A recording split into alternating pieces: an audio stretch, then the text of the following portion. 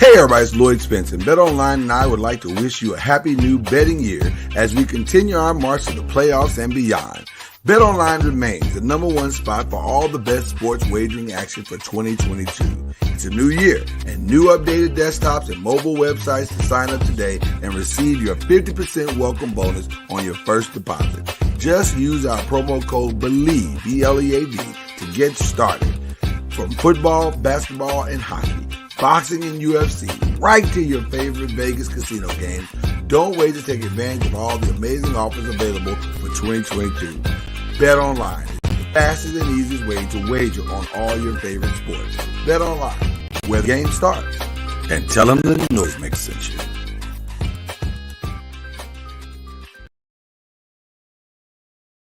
Bob on World.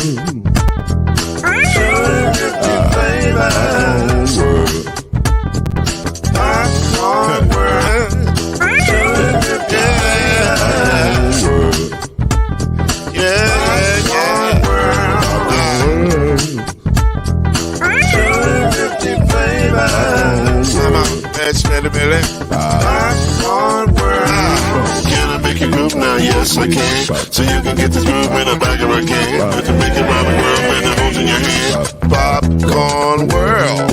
250 flavors gonna make you smile. 250 flavors gonna make you smile. 250 flavors gonna make you smile. I said popcorn make you smile. Ah. Popcorn World. Popcorn World. Popcorn World. Popcorn World. Popcorn World.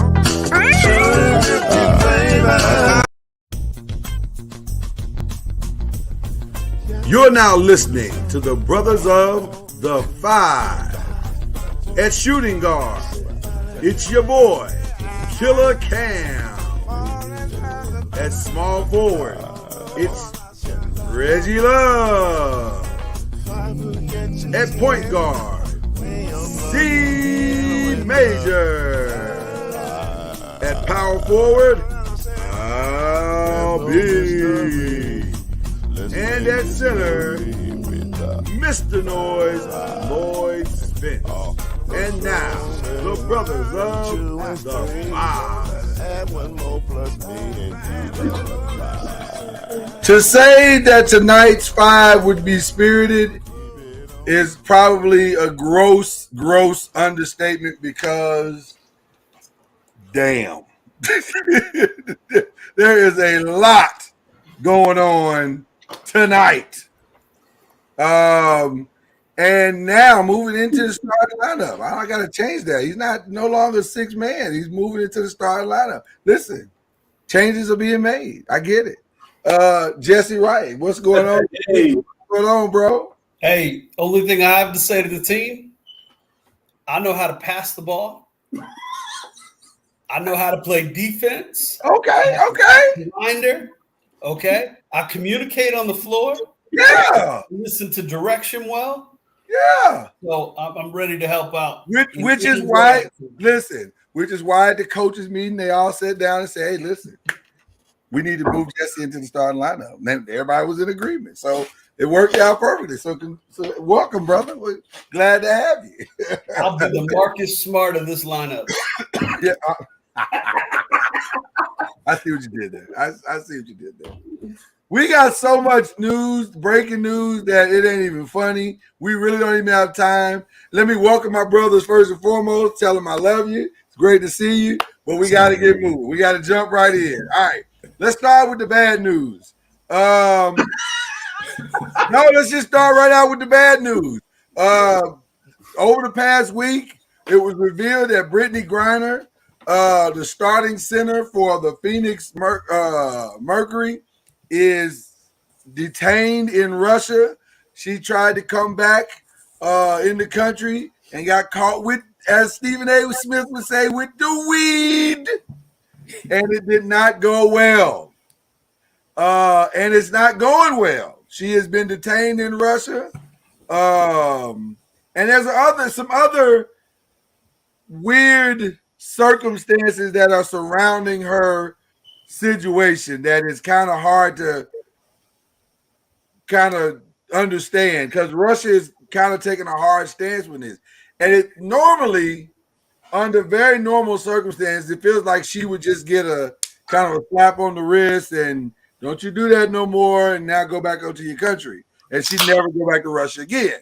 However, this is seeming to escalate, and it appears that Brittany may do some real time over there because of the vape, or because of the weed oil, or hashish, if I'm being more accurate. And also, if I can just be candid, it feels like I think her sexual preference is playing a part in this as well. So there's a lot going on. I want to hear from you guys. I know we're not going to spend a lot of time on this story, but your thoughts on Brittany Griner being in a situation and circumstance that has definitely led to a conundrum. I got 2 words I can speak for everybody, and I think we can move on to the next question, Lloyd. She's fucked.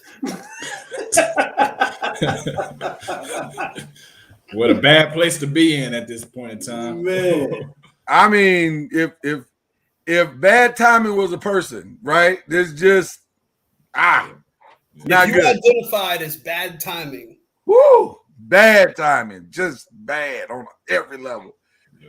I don't think this is a quick fix. I don't think this is an easy win unless somebody's willing to write a massive check. And then you got to ask yourself, why would you do that? There's no diplomatic solution right now, too. That's the no, right. There's not. I don't even know if there's a path to a diplomatic solution. No. So it's because I believe it's 2 other gentlemen that they're holding with her as well, too. American citizens. So it's 3 total, if I'm not mistaken. It's 3 total. Well, they have no shot to get back. They're done. They might as well settle into and start learning the language. But at least she has a little bit of a celebrity status that might, I don't know. I just doesn't feel like there's a path other than somebody Lloyd, you got former Marines, brother. Those are former Marines there. Oh, well, they might make it back then. No, that doesn't make the situation go from good to bad. That makes the bad situation bigger. Right. So that's what I'm saying. I don't think one is better than the other in those with those 3. Oh man, it's bad. So you better call Trump. No, that ain't gonna do it. That's just escalated. That's his homeboy over there, ain't it? Yeah. Trump will say give her 15. Yeah, I don't know. I don't know how she's gonna get out of this, but I know her wife made a very impassioned plea, and I was like, "Ma'am, I hear you, but I don't think there's a path. It's bad." So my prayers and thoughts are for Brittany Griner. Hopefully, she can make it home in some capacity. But speaking of bad, Ugh, geez, wow, Calvin Ridley, what the hell? Suspended for the entitled, huh? Was it $1,500?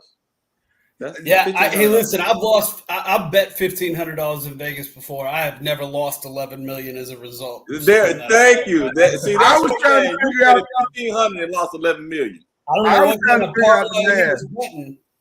Yeah, whoever told him that bet, don't bet with them no more. Like that is not your friend at all. Like, bro, I got a tip. No, he did not. He said he bet the Falcons in all 3 parlays, right? And then said he doesn't have a gambling problem. Listen, Calvin Ridley, right here. If you're betting on the Falcons in 2021 and you weren't on the field, you have a gambling problem. That's the beginning of the problem right there. That's like how it started. Did he bet him to win or lose? That's what he bet. Well, the fact that he bet him, period. Like, bro, what are you doing? Like, come on, man. Like, do you know who Pete Rose is? Right. You probably don't. You probably don't. Well, here's the thing. It's hard for me to feel bad for people who put themselves in certain situations. True. You know what I'm saying? It's just like, okay, you want us to feel bad, but why'd you put yourself in that situation? I know. That's what I don't understand. No, I don't disagree. Okay. Because that's just dumb. Like, that's just dumb. Like, you make $11 million. You don't need to. What's the purpose of betting? Like, I don't know. Like, if you're betting on another sport just for fun, okay, I'll stall you out. But that's just dumb. That's just dumb on every level. So I don't know. But this situation is bad, and we had to bring it up, so we did. Can we go back to every other thing we talk about, though, when it comes to young professional athletes getting millions of dollars in their bank accounts, right? Like getting pulled over for a DUI, getting pulled over for buying drugs, getting pulled over with a hooker, getting pulled over or getting in trouble for, betting on sports. Like, stop. Yeah. You're supposed to have people at this point. And if you had the right management in your life, then those people would be able to deliver whatever you wanted, right, on a red carpet right to your penthouse suite. Like, there's no reason, right? You hire a driver, right? You get Uber. And why these organizations aren't making investments in these things as well, too, right? To a certain degree to protect their investments as an insurance policy. But, like, seriously, like, well, let me wasn't his buddy betting on the games for him. Well, let me address what you just said. You said, why isn't the organization addressing those things? And I will use my own plight as a Louisville fan as the example, because normally we don't have to hire prostitutes to get you sex. There are plenty of girls out here that want to have sex with you because you play basketball or football or baseball or whatever the hell you do. So you shouldn't have to go to those extremes. Like, if you're the star athlete or you're the NFL athlete, when you go to the club, they're going to buy you the bottles. They're probably going to comp the bottles because you're there. That's good for business. If the NFL has a little card that you use to call somebody and say, hey, I can't make it home. Can somebody, pick me up and take me home? Or there's this thing that was invented, wildly successful, called Uber. So just call them. I mean, there's no logical reason for a young player in 2022 to ever get in stupid-ass trouble. This stuff that we're talking about is just stupid-ass trouble. Like this, bro, you don't have a betting guy? You don't have a homie? Or as my pastor would say, you don't have a Mac Mill that can make the bet for you? Like, what are we talking about right now? This is just dumb. It's just, like, I'm with you, Reggie. It's hard to feel great sympathy and empathy for these young guys when you're just basically doing dumb stuff. Hey, Lloyd, take it to another level. Let me ask you one question. Let me ask Group one question. What's more damaging to the league? Right? What potentially has more damage to the league, therefore will be taken more seriously and punished more harshly? Deshaun Watson groping a couple of therapists, right? Sexual harassment, potentially, forced conduct, whatever it is, right? Regardless of how bad that was or that could potentially end up being. Right. Or Calvin Ridley betting $1,500 on NFL games, right? Like, I think they're going to take the integrity of the league and put it up here as a priority versus what Deshaun Watson's doing. Even what Deshaun could be convicted of is way more socially unacceptable. Yeah. Right. Than betting $1,500 on a football game. But you just said the key phrase, and I want to hear what everybody else has to say.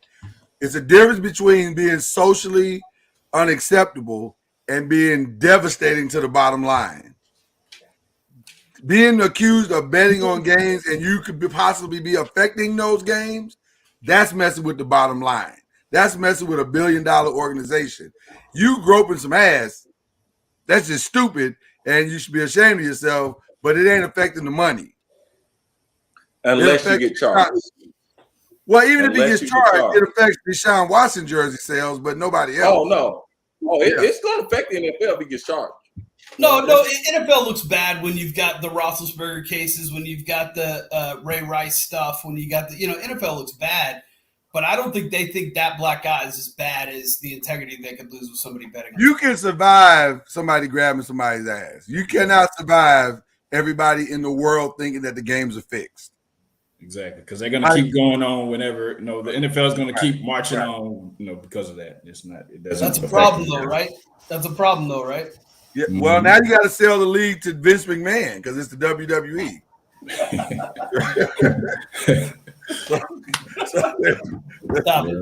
So I'm just saying. All right, so that's the bad news. We got it out of the way. Now let's go to the other news. I don't know if it's bad. I don't know if it's good. We'll start with the most recent. We woke up today or this afternoon to Carson Wentz is now playing for the Commanders, which by the way is one of the worst names in the history of NFL football. Okay. Can I be honest? When I read the headlines, hey, Reggie, who is the whatever you finna say, I'm in the car with you, Reggie. It don't matter what you say. No, I ain't started just yet. I haven't started, but I was like, who is the Commanders? I was like, who is that? I forgot about it in Washington. As we said, we're still in the car with you, Reggie. We're still in the car with you because that's a terrible name. Apparently, Carson Wentz is the Commander. Yeah. Listen, Indianapolis got a 2022 second-round pick, a 2022 third-round pick. Lloyd, can I stop you right there? I don't care what we got. We got Carson Wentz.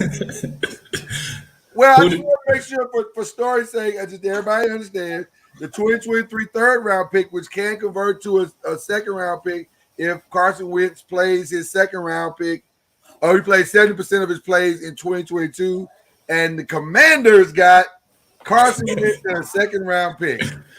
Cam, who you got your eyeballs on? Well, before we get to the eyeballs, let's talk about the trade itself. Let's talk about the trade itself. What do you guys think about the trade? I see why Washington did what they did. I mean, I personally think it's an upgrade from what they had. Oh yeah, they had nothing. Right. So I get it. I mean, give a guy another chance, all that stuff. That's what we did. We got sucking into that stuff too. Frank Wright, that was his boy. The boy he did put up MVP numbers that year in Philly, before he got hurt or whatever. So I get it, especially with the defense Washington got. They said, okay, we can just not let the guy turn the ball over. We might have a fighting chance in this old weak division that we play in. And so I'm okay with it. No slugs there, brother. No slugs. I see the way. Oh no, none taken. We are a weak division. I'm talking to Chad. I actually think Irsay was putting a little pressure on the coach GM to make some a little. Yeah, I know. Like I said, just a little bit of pressure. Yeah, to make some moves. So because he pretty much felt like we screwed this up with this Carson Wentz thing. Do you think you got back? Maybe not everything you wanted, but enough to kind of say, okay, well, it was bad, but at least we didn't die from it. Oh yeah, we got back too much. Okay, you hear no arguments out of me. The Commanders I guess Carson Wentz is the best thing not named Deshaun Watson out there. Jimmy I Garoppolo. guess. I guess. No. There's no way. There's no way. We don't know it. I mean, but we don't. I'm know not what afraid Jimmy of G- it. We don't know what San Francisco's offering want for Jimmy G. Nobody knows. Well, let's go there now. Since we're there now, the rumor is a very, very, very strong rumor. Several sources have corroborated on this that the Colts are sold on Jimmy G, are now trying to figure out a way to make that happen ASAP. Colts fans, what are your thoughts? I mean, anything is an upgrade from Carson Wentz. First of all, Jimmy G, all Jimmy G does, people can talk all they want about him. This all Jimmy G does is win games. Okay. Now you can say, well, he didn't help them win the big game, or he didn't. What you say, what you want? I know that this last playoff that we just looked at, I know he made a crucial scoring drive, put his team up by 10 with 8 minutes to go. Taft get an interception. San Francisco was there. Okay, so Jimmy is not just what people make him out to be. Is he Aaron Rodgers? No. Is he Deshaun Watson? No. But, I mean, come on now. He's from the Belichick system. The guy can play football. So I take Jimmy G all day with the running game and the defense we got. I'll take it. So you're okay with it? You sound like you're very. I didn't say I want Jimmy G. I did not say I want Jimmy G. I said I would take that. If that's what we end up with. Listen, I agree with Cam, and you add a young group of core wide receivers with Jimmy G. I think the Colts core will be a little bit better than what he had in San Francisco. Listen, okay, all right. We don't listen. We don't. There's no secret on this show. Everybody in this panel know I would take Deshaun Watson right now, and the women he was involved with. I don't care. I would take it right now, straight up. Matter of fact, give the Colts Deshaun Watson. We may be one of the favorites to come out the AFC right now. Oh, I'd say no question. Yeah. You give the Colts Jimmy G, you may be one of the favorites to come out of the AFC right now. Listen, the Jimmy G, you think about what situation would you want to put him in to make sure he continues to win 70+% of his games? Defense and running game.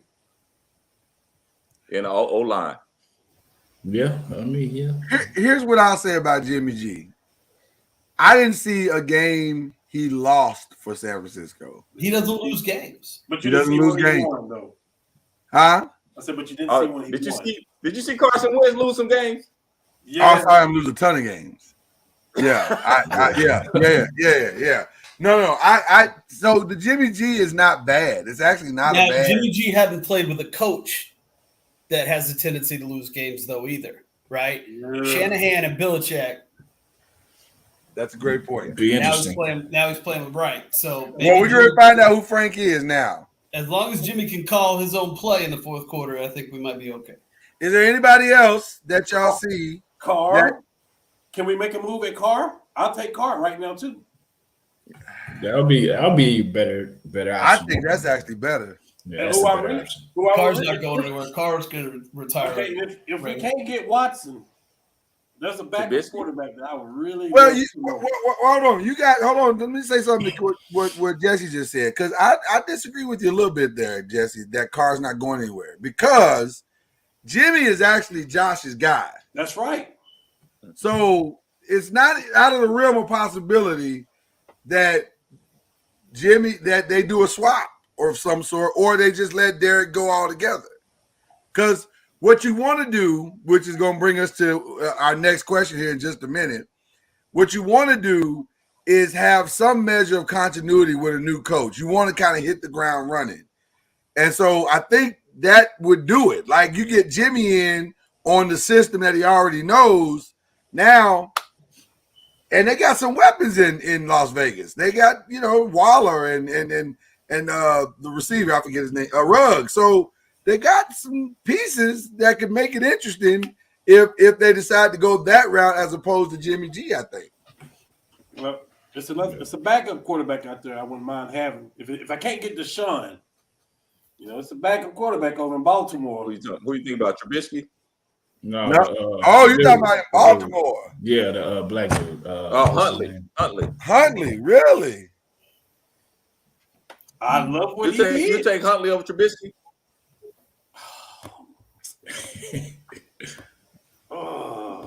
Here's the thing. I'm just asking.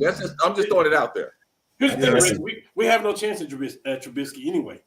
Yeah, y'all not getting That Trubisky. takes us to our next thing. I'm pretty sure. That brings us right into the GM is from Buffalo, the coach is from Buffalo, and Trubisky's in Buffalo. Guess where he's going? So the next two moves made it very obvious where some things are about to go down. So Aaron Rodgers decided to staying with the pack. 4 years, $200 million is the rumored amount, although he has come out and denied that that's the amount. So there may be an argument of sorts over the numbers. He may not be doing what they want him to do. Who cares? I mean, it matters because they haven't signed Devontae Adams yet. See, that's what I was about to say. Yeah. Go ahead, Rich. They franchised him. I was going to say. I mean, yeah. So they tagged him. They tagged Adams. They franchised him. Yes, right after the Rodgers deal was done, they tagged Adams before the I don't remember no tag on Adams yet. Adams is done. He's been tagged. Hold on. He's been tagged. If they Aaron Rodgers wouldn't have come back if that deal wasn't done. He's been tagged. He's tagged. So, y'all keep saying it, and I'm looking for tags. I don't see no tags on Adams. Just like you tagged Daniel Jones, it's gonna be your quarterback. Yeah, we've already said we are not tagging that dude. Ain't no tagging. That's your quarterback. You know that, right? Well, maybe because the second move that went down yesterday with Russell Wilson going to Denver, which by the way, let me just say this. I was sad at first. I was sad. I'll admit I was sad. No, you then I saw what they had to get it. I was like, oh, I'm good. Well, Jesse called it 2 weeks ago. That's why he told us there was no way in hell that y'all were gonna be able to get him. Well, I didn't realize both picks. Listen, I didn't realize we was gonna have to mortgage our entire franchise and a kidney to get him. So I'm totally okay with not doing that deal. I look at Denver on that deal, and I don't know if it's necessary. If he brings because how many? Okay, let me go back. How many years does you think Wilson has in? 5, 6? More than that? Probably 5 or 6. Yeah. Correct. So pretty much, if you start winning, you give up this year's early first rounder, in which anybody in the world would give up their top first round for Russell Wilson. Next year, if they go deep off in the playoffs, so the second first round pick, it would be in the 20s. So, I mean, you gave up some players, but other than that, I don't think it's too bad. That's just my opinion on it. I think they're deep in the playoffs this year. Right. And so if they go deep in the playoff this year, so the 2023 first round pick will be in the 20s. Yeah. So to me, that's a win. Yeah. That's if that happens, then yes, that is a win. What's the weakest spot on their team now? Who, Denver? Yeah. Oh, it's quarterback. D-line. A little bit off tackle, D-line, somewhere around there. Are you talking now they have Russell Wilson? Are we talking pre-Russell or post-Russell? With Russell. With Russell. Tight end. Tight end. We got with a fan. Losing Noah Fant was a big deal. That was a big deal. Yeah, so that they got to fix that. How's their offensive line? Is their offensive line pretty good? Hell, knowing them, they might sign our tight end that we just lost. Yeah, it wasn't for Teddy. So, but Russell is a different animal than Teddy. So, true. I'm not going to say that it's not a good offensive line yet. I think it is because they didn't have a great quarterback and they had an unbelievable running game. So I'm going to put that on their offensive line last year, right? They were putting up yards between Gordon and Javonte. They put up tons of yards per carry, the whole 9, through the season without a running game to open up without a passing game to open it up for them, right? So. And guess what? They still have money to spend in free agency. So I wouldn't be surprised if Vaughn is back in Denver next year. He was teasing like he was trying to tell him something. I'm just saying. That'd be interesting if Vaughn left the Rams and went back to Denver. Oh, that'd be very interesting. if you can get them for less money, because the reason why they got rid of them is to clear that cap. One of the reasons to clear cap. No, Denver's about to spend money. They're going to have a whole new ownership group. Right. Before the season starts. And they've got an unbelievable product on the field, right? You don't think they'll spend whatever else it takes? Like this is kind of like a Lakers approach to football, right? Well, it seems like that's trending now. Like everybody's going, they saying big bank take little bank. Let's get this. Let's get out here and spend this money and see what happens. But let me say this. Yeah. Also, if they make this move, and if it pan out like Matthew Stafford, it was well worth it. Yeah, listen, if he wins, winning cures all. So if he wins, then it cures all. And yes, so we confirmed that he's been tagged. Devontae's been tagged, although it ain't official until you sign the deal. So he might, he may tag, he may sit out. We'll see what he does. But I don't have a problem with what Denver did. And I also don't have a problem with what we didn't do. That is a very steep price. 2 first. What was it? 2 first. But you have that already, though. You had that in your back pocket. Well, we have that, but we don't have. We didn't have the rest of that. We don't have the players that Denver has to absorb all of what they got. They got 2 firsts. They got 2 seconds and a 5th. Plus, they got 2 starting players in Noah Fant and Shelby Harris and a backup quarterback in Drew Lock. That's a lot, man. That's a lot. It's a lot. That is a lot. So I don't know. I think I'm okay with staying pat. And then it goes back to what I said earlier. If it appears that we're now targeting Mitchell Trubisky as not to compete is what's being said, to compete with Daniel Jones. Although I got to be honest with you, Daniel Jones on an uphill battle at this point. Because I don't know if he can beat Mitchell Trubisky in a straight-ahead battle, especially in a system that Mitchell Trubisky already knows. That's okay, Lloyd. That'll be interesting. In weeks 6 or 7 next year, you'll be on this show like T.O. saying, "That's my quarterback." Well, who will I be saying it about? Will I be saying it about Daniel Jones or Mitchell Trubisky? I don't know. Either way, you can't be happy about it. Yeah. Better hope they pick one in the draft or something. I'm gonna say this. Let me just say this. Lloyd, can I come in your defense? I have to be optimistic here. Better hope That's right. You still got 2 draft picks. Right, I still got 2 draft picks that could end up into something else. So that's number right. 1. And then number 2, you can pay Amari Cooper. Well, that would be interesting too. That could be interesting. But let me say this. Mitchell Trubisky, I can't imagine he's worse than Daniel Jones. And he stepped into a couple of backup situations last year with the Bills and did well. He didn't lose those games for him. So if I can just get somebody that can't lose games for us, that's half the battle. See how I did that? See how I put a nice spin on it? We'll revisit this in week 3 or 4. I told you. By the way, I told you what he's going to be saying. I'm hearing that Deshaun Watson is off the table for anybody.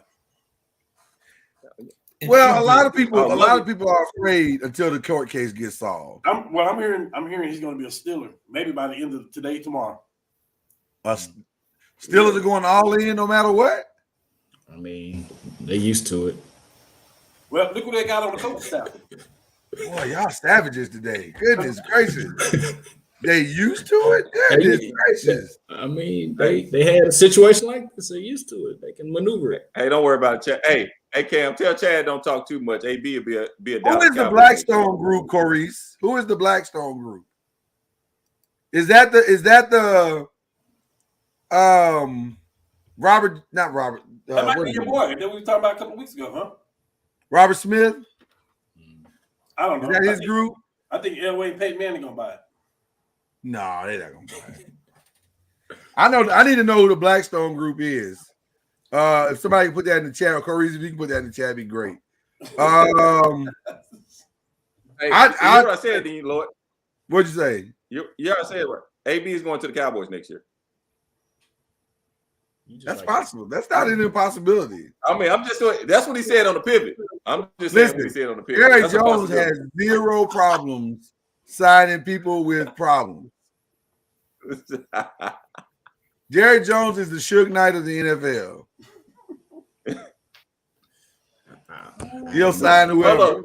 Hold up, Chad. You'll take Byron Allen. That's the Byron Allen group. Okay. I don't know what we're doing anymore. So I mean, I don't know, man. I don't know. Corey, I'm gonna say something to what you just said because he said the Blackstone group is the Byron Allen group. Byron Allen is, first of all, I would love that. Let me be very clear. I would love for Byron Allen to get it. I just think Byron might be way too radical for NFL ownership. Because he's coming in hot. I can promise you that. They get political real quick. He's coming in hot right off the top. And so I would love to see it. It's what the NFL needs, but them old owners, they ain't ready for Byron Allen in the meetings. Yeah. Them meetings are gonna go a whole different way. Yeah. They need that guy. We need that guy that ran for president, owner of Godfather Pizza, to buy an NFL team. Well, he can't do that. He's no longer upon the earth. Oh, he's not? Yeah, no, he passed. Oh. Right. Yeah. Awkward. Well, y'all crazy, man. Hey, y'all cold with it, bro. See, I don't know how to respond to what Jesse just did because there's a part of me that feels like there was deliberate. That wasn't accidental. So I'm just gonna move on from that subject and save the show. So let's go to question number 1. The combine is over. Oh, I can elaborate. Did you? No. Let's leave it alone. I mean, why was he running for president? Let's leave it He could have alone. been buying it in. I don't want to touch that. He could have been the Black Papa John after Papa John messed it all up. Oh my God. Okay, I'm good. That's wrong, Jesse. Question number 1. Woo! The combine is over. Who impressed you the most, guys? Who impressed you the most? This guy impressed me the most on and off the field. Malik Willis, quarterback out of Liberty. He had a good combine, and also he helped the homeless man in the street, which I think that was a good look. That was a good look as well. Yeah. See, I think he helped himself on and off. PR people, doesn't it? Yeah, he helped himself on and off the Yeah, it does. We've been talking about PR for like 5 weeks now. It's good to have. And by the way, though Jesse is joking, he ain't joking. Because if you think that wasn't like, now, I'm not saying Malik don't have a good heart, because he probably does. Probably a great kid, good heart. He probably does this all the time, and somebody said we should get that on film. That is exactly right. The first day of the combine and post that out there, right? So if you think that Instagram moment wasn't helped out by somebody on his PR team, you don't understand how the game works. That is absolutely it was. I'm not saying he staged it. I'm just saying somebody was smart enough to say, this Chad, works. he throws a good ball though. He was doing those the throws to the wide receivers. Yes. You know, the 50, 60-yard throws. He was getting more air, I think, of the balls than anybody else, right? And that was the whole point of the drill. He threw really well. You know who doesn't throw a good ball? Sam Howell. He was terrible. It was terrible, man. Well, listen, I've been saying for 2 years now that you can't count on Sam Howell, but nobody wanted to listen to me. And on that other show called Believe in the ACC with Charlie Ward and Kendrick Haskins, they defend him every week. Well, defend that combine performance, sir. Yeah. Also, I like what Jordan Davis did, man. It'll be amazing. It'll be amazing if the Giants draft him. Why are you doing that? I know, right? Why you just said we have a quarterback. If anybody needs a quarterback, it's y'all. Well, he needs somebody to compete with. Hey, don't do that right now. Hey, he has somebody to compete with, Mitchell Trubisky. And by the way, also his new contract, because he's not getting one until he proves he can play. Yeah. That's his competition. So, what was the other person? If they draft a defensive lineman and an offensive lineman with those first 2 picks, then I'll show up for 2 days to try out for the team. I can hand the ball off. Well, there's no quarterback to take. So why would we draft the quarterback? Well, No, I said an offensive lineman and a defensive lineman. You give me some protection and keep some points off the board. Oh, you said you agree with what I'm saying. I'm saying I'm as good as Daniel Jones or Mitchell Trubisky. No, that's not true. That's not true. You're probably better. No, I was saying Jordan Davis, man. He really, man, he ran a 4.78. I probably can't even run a 4.78. Yeah, he's 341 pounds, so that's impressive. I'm gonna say this about Jordan Davis. This is just as honest as I can get it. Damn. Yeah. Can you imagine an SUV coming at you at 20 miles per hour and smacking you in the middle of the road? That would be Jordan Davis. But even if he's not running at you, just the fact that you can plug him in at defensive tackle and you're probably set for the next 10 years. I don't know, man. I'm so conflicted right now because I'm looking at projections and I get who they're saying we're going to take, but I'm like, but he's right there. Like, I don't understand. He's right there. I don't know. Yeah. Jordan Davis put on a performance, y'all.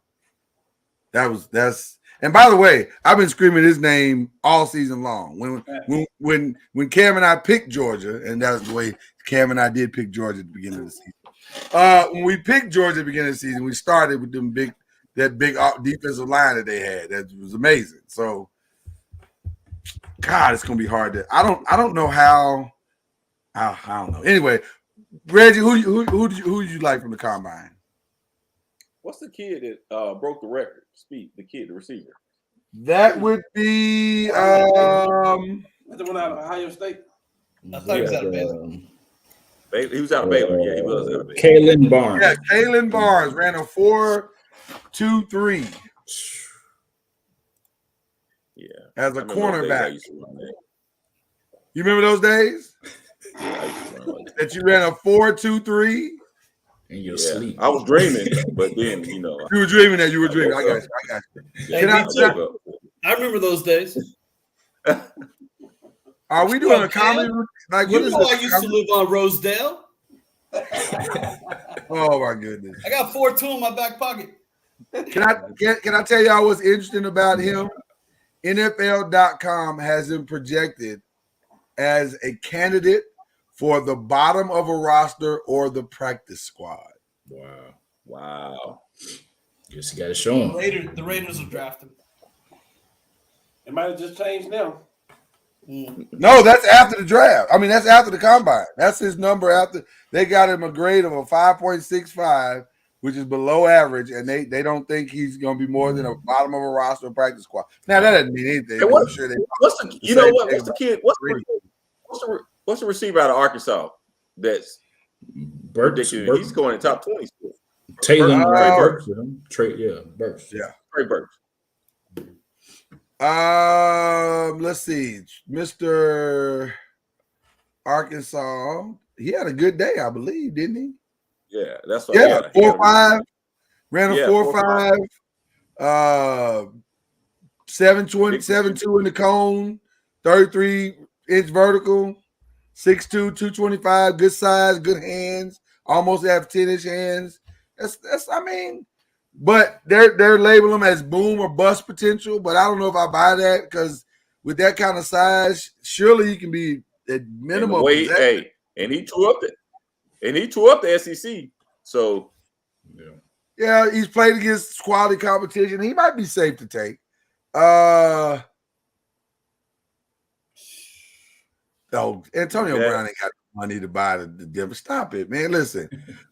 Okay, let me just say this because Sir is Sir Michael? Is that what it is? I'm going to just say this. I'm trying to do better about calling people crazy because that's dismissive. I don't want to be dismissive. Wait. He said with Kanye got the money. Kanye does have the money, but don't say Kanye and I are serious. Kanye Kanye might have allowed this. Kanye's a genius. That's Kanye plug for the NFL. So, okay, if Kanye wants to come out and say I'm serious, the NFL will block that. They're not gonna have black jerseys with holes in them. They ain't gonna do that. Well, you know what? Now, to Corey's point from earlier, if Kanye is making a serious bid for the Broncos, that's what I'm saying. Byron Allen might have a real shot. All right, let me ask the four of you this. Do you want Kanye to be breaking the NFL ownership barrier for you and setting the precedent for all future African-American owners of NFL sports franchises? That's my point about Byron Allen. Because if you got to choose between Kanye and Byron Allen, this is easy. Byron Allen, welcome to the NFL. Have a seat over here. Man, they might be working together. Picture of Kim Kardashian on the helmet. They could be working together. I'm just saying you don't want to give Jerry Jones any ammunition to be able to stand up in 2 years and say, you told us to try it. We tried it. Yeah. Look at what Kanye did, right? Stop telling us to try it. He literally has women twerking at halftime. This is unacceptable. Though wildly entertaining. It'll be the Denver Kardashians because evidently he can't let her go. Yeah, those uniforms are gonna be crazy though, son. Crazy. You hear what I said, right? He can't let her go. It'll be Denver Kardashians because he can't let her go.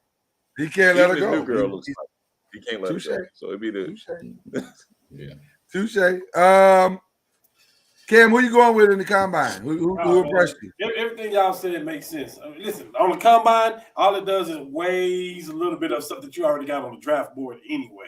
Unless somebody do something stupid, let somebody get hurt at the combine, your board is set to what your team needs. Can I throw something out? That Chad is going to be wildly upset about? Okay, I'm sorry. I don't get Aiden Hutchinson. Like Kansas City to Dallas, like.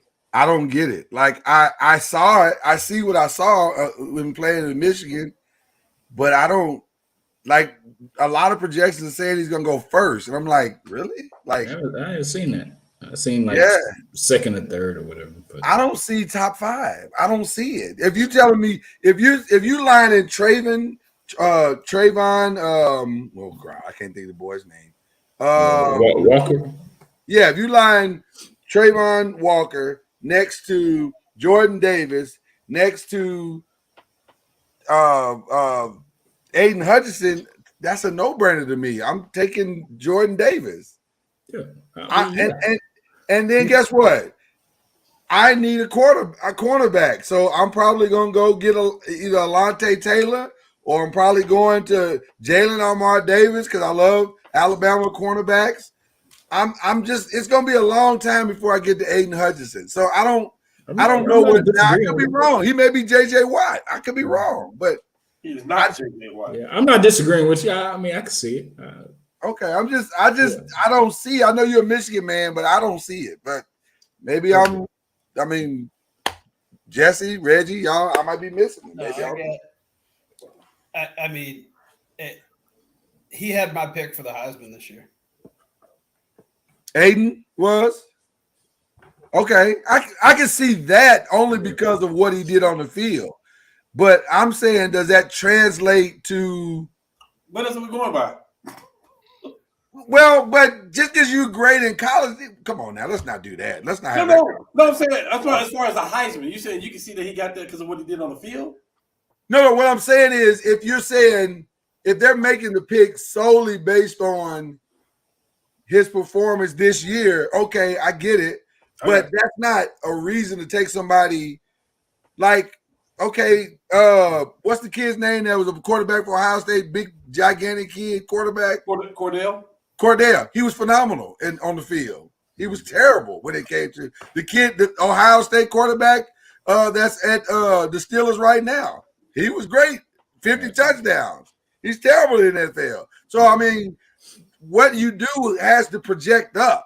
Yeah. And I don't see, again, I could totally be wrong. But like with TJ Watt, what I saw him do in college, that's different. Looked like it would translate up. When I see what Aiden doing, I'm like, I don't see it, but I could be wrong. He's a difference maker.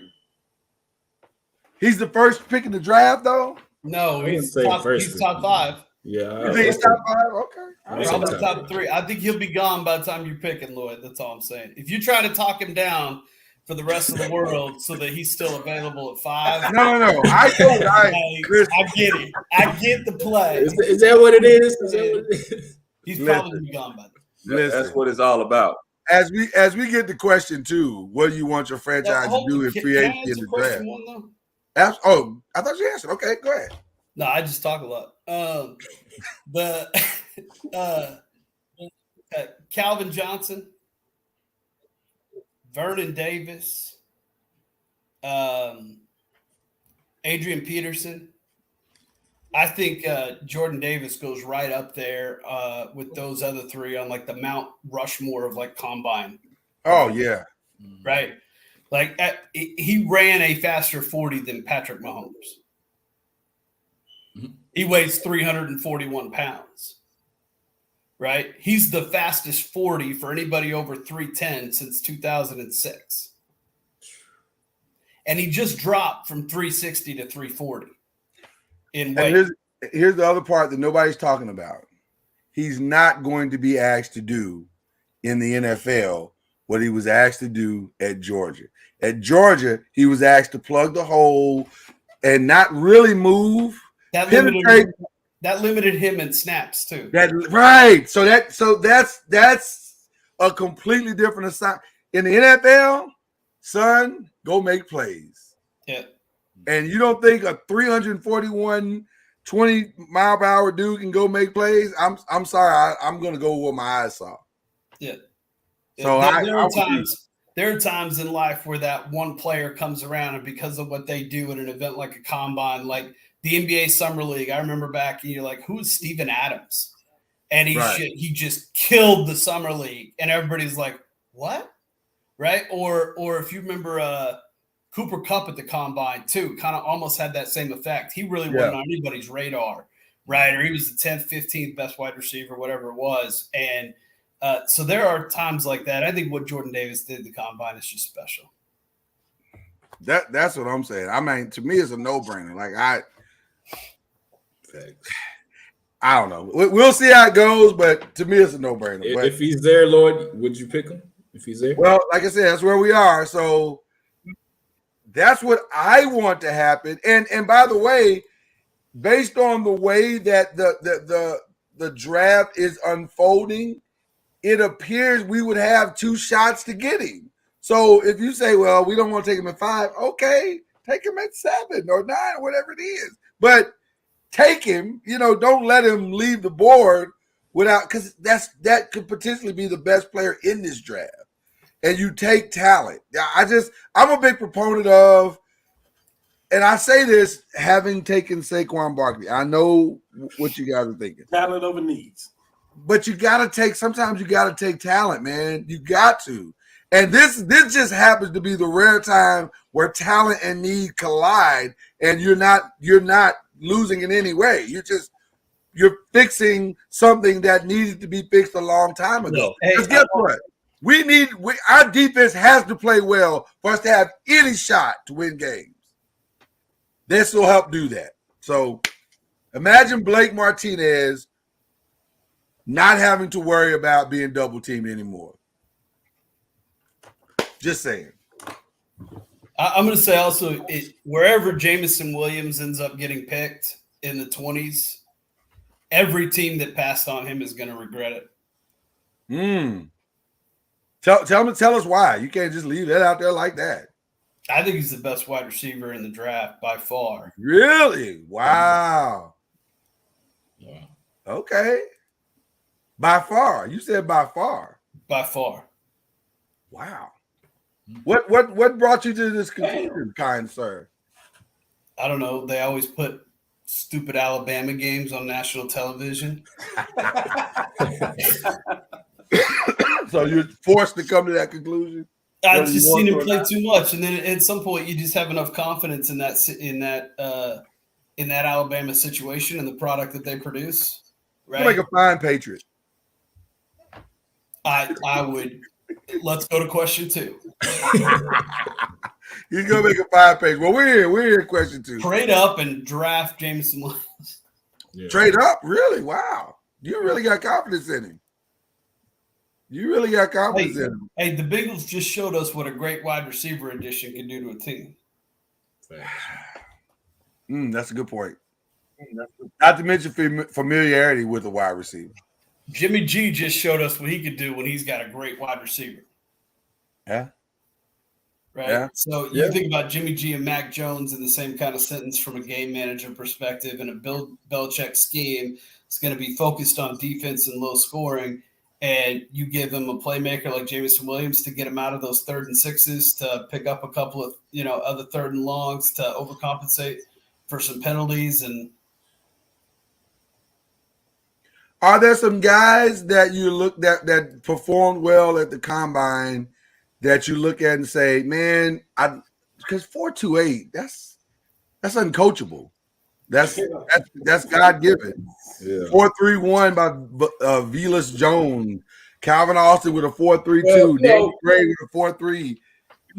I've been around the game of basketball a long time, and I've seen a lot of athletic guys who really wasn't great players. Hey, Reggie, we talking about football right now.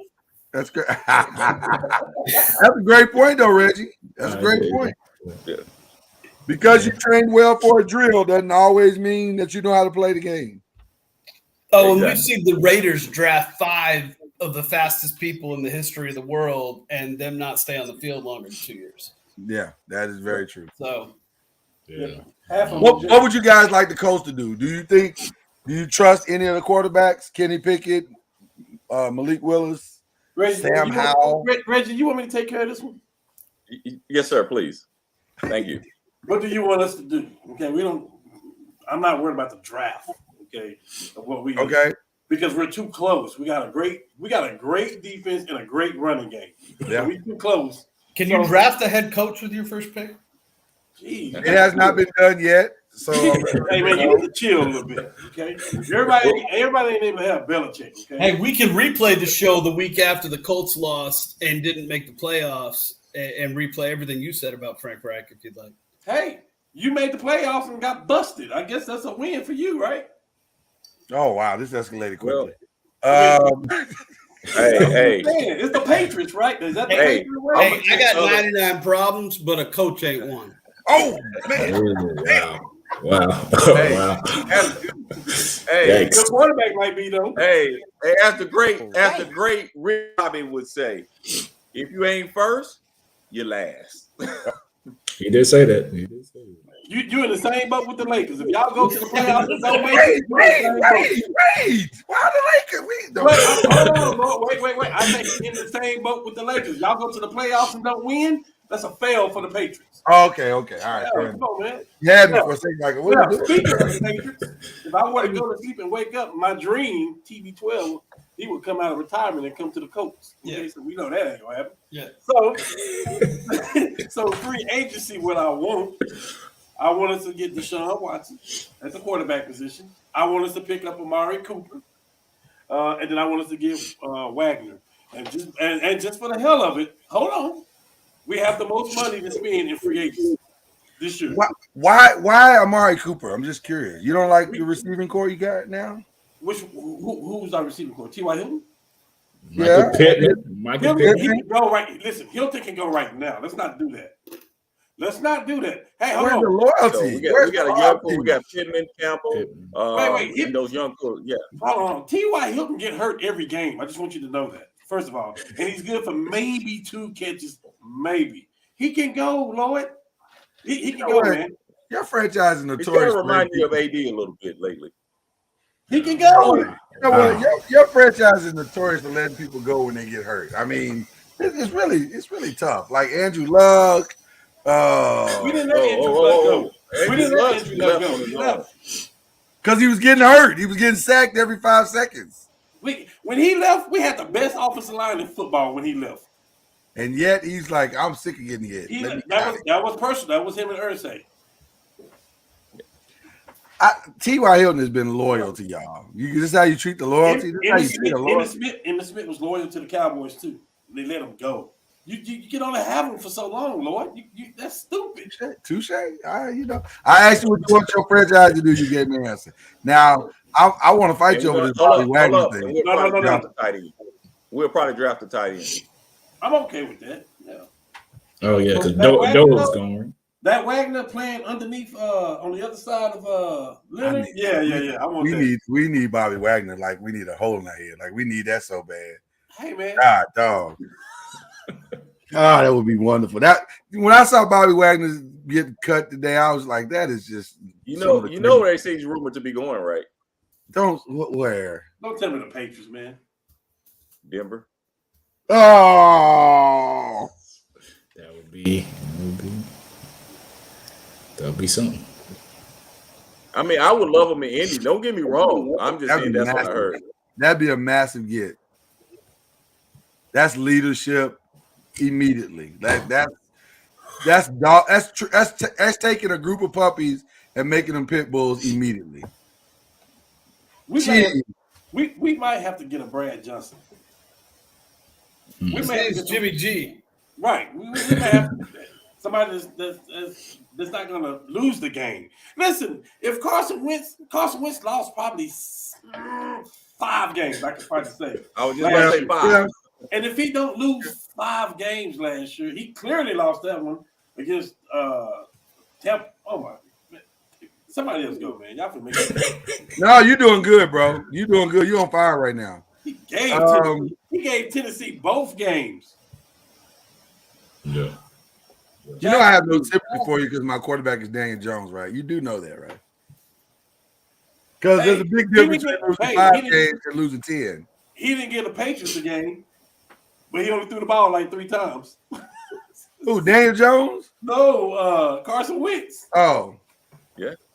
We ran the football all game. All right. What I don't one of the most confusing teams is us and the Cowboys. What do you want them to do? Okay. Free agency. Or draft, whatever. Free agent. They better keep Lawrence and Cooper because I heard they're getting rid of them both. Well, as far as the draft, our needs linebacker, defensive end, wide receiver, because we don't know about those positions. Ain't nothing I can do with that. I mean, but a free agency, I like that Bobby Wagner. You know what I'm saying? Go ahead and get with Dan Quinn. You got Gallup and CeeDee Lamb. Yeah, and then they just franchise tag the tight end. You still need another wide receiver, man. You got one. You got the guy Jack Wilson. He played great last year. He's probably gonna be gone. They saying he might sign somewhere else. So yeah, but you can sign him because you're not paying Amari $20 million. Yeah, but we can get. And you're not gonna pay Pollard, so this guy. I mean, we're known to get wide receivers in the draft, so I'm sure we're gonna get a wide receiver in the draft. And who's the last receiver y'all drafted? We had CeeDee Lamb.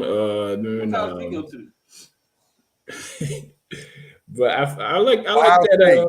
I like that Bobby Wagner or Justin Hicks just came on the line, on the wire too. So him, or also I heard Anthony Hitchens from the Chiefs, former Cowboy. So he came out and said he want to go back to Dallas. Yeah. So I mean, I think we need to shore up that, and then the defensive line. Whatever they're gonna do with Randy Gregory and Lawrence, but I think we need to also get healthy and get some fresh bodies on the offensive line, man, because that was definitely a sore spot. So we just let go Fisher. You can have him.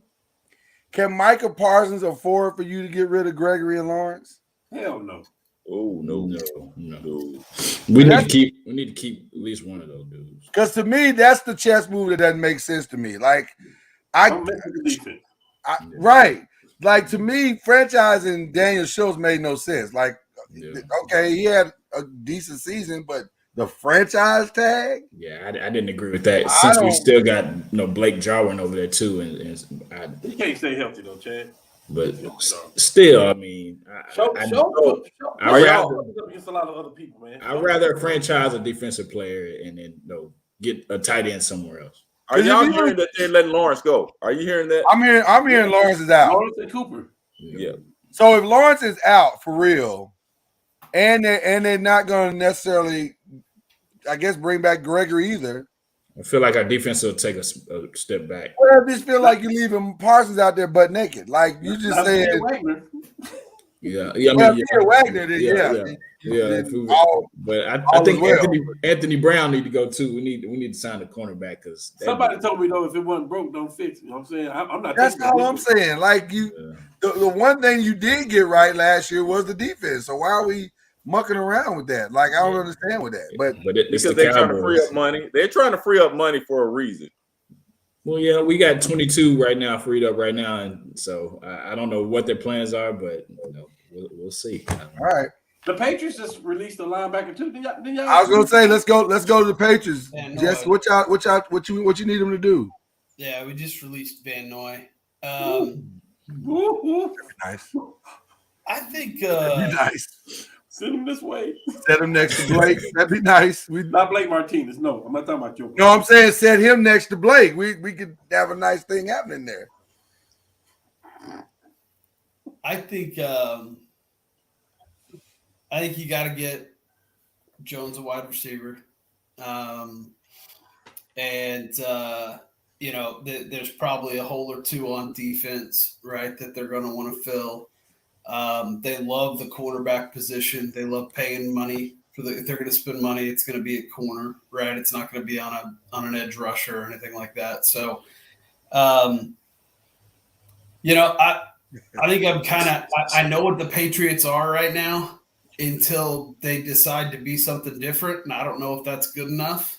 I don't really know how good that running game can be. Right. So that's probably interesting. We don't know how good Mac Jones can be. Can he come from, because right now I don't think he's as good as Jimmy G. Right. But as a game manager, maybe he has the potential to get to that level. Right. And if you get him somebody like, whatever, call it Jameson Williams or anything else as far as a really great slot threat or a good over the top threat, right, that can open up the running game even more for him. I think the defense will always be fine. So I think they are what they are. I just don't know if a great defense beats a great offense in today's NFL. Hey, Jesse, how concerned are you about the play calling since Josh McDaniels is gone? What kind of play calling was Josh McDaniels going to be able to do for Mac Jones like he was able to do for Tom Brady? Great point. Right? Great point. If they're running the ball 35 times a game now anyway. Right. Listen, I love Josh, right? But I also think Josh was just as much of a product of his environment as you have to attribute to Bill and, Bob Kraft and everybody else. So I just know who the Patriots are. At least they have an identity, right? And they're sold out to it. Yeah. And they're going to execute well. They're going to show up, right? Like they're going to, all those different things. They're going to work hard. And so Mac Jones has the potential to get better. I think in the Patriot system, he will get better, right? And that's an advantage for Mac Jones in that system. You get him a wide receiver and shore up a couple of holes, or weaker spots. I'm just not convinced, right? Can the Patriots outduel, the Cincinnati Bengals, right? Or the Kansas City Chiefs in the AFC, regardless of how good their defense is, right? Good stuff, man.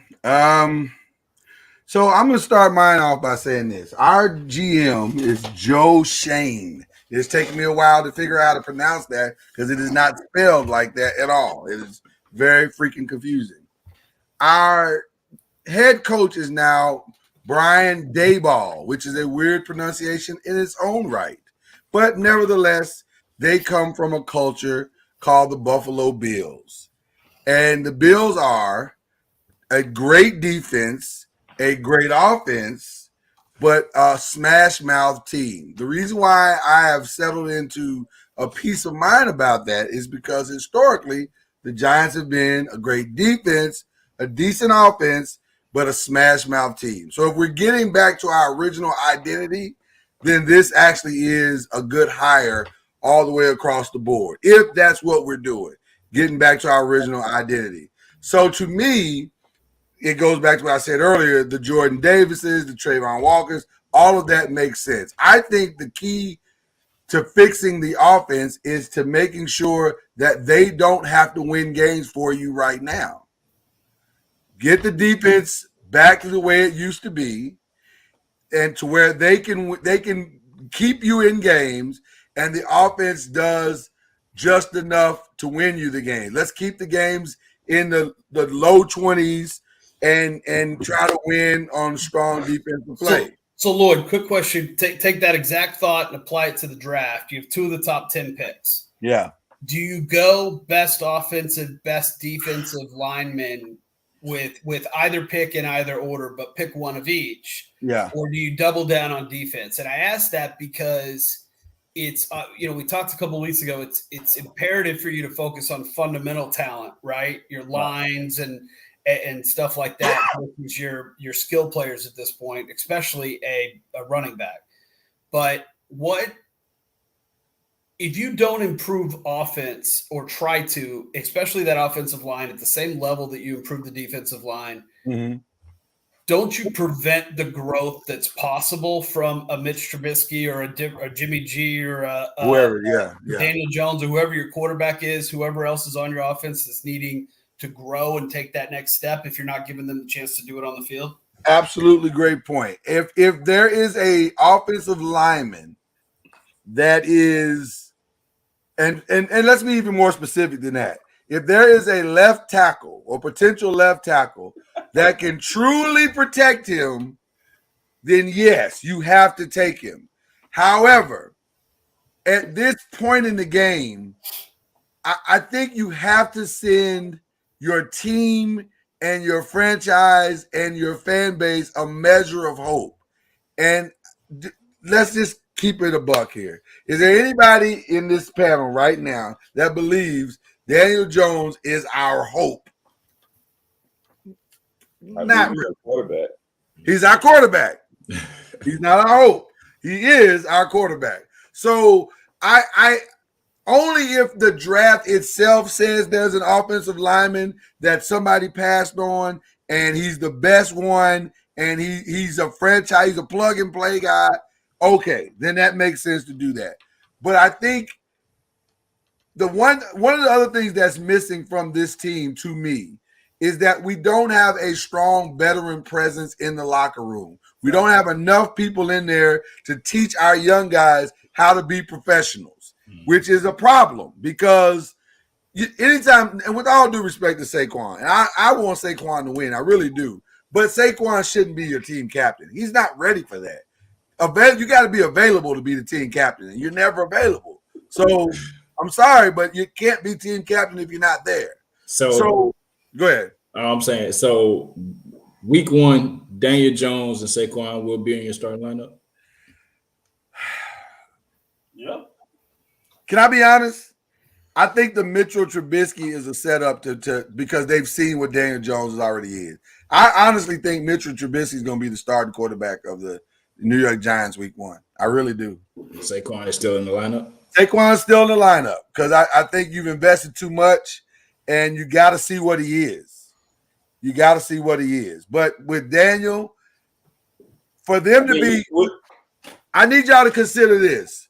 Wow. Brian Daboll has only been there 2 months, and he's already bringing in competition for the guy that on the opening day of the press conference, he and the owner said, we've done everything to screw this kid up. So bringing in viable competition is going to not screw him up even more? No. I think you're bringing in viable competition because you realize this kid we may have already seen the best of what this kid can do. I kind of disagree with it. I really do. We haven't really seen what this kid can really do because, I mean, you think about your coaching changes. I mean, you don't have a steady O-line. I mean, there's a lot of things from this kid. Saquon being hurt, Galladay being hurt, Ingram being a bust. Exactly. Your coach being awful. Never should have hired him 2 years ago. Never should have hired the last three. Right. I agree. Jason Garrett is the offensive coordinator. And with all that said, none of those people threw those picks. None of those people ran 80 yards and tripped on his own 2 feet. None of those people. I'm just saying, you're not wrong. Trevor Lawrence looked like a 3-year-old on the football field last year. With the team that he had around him, and we know that's not who he is. I think not the last game he didn't.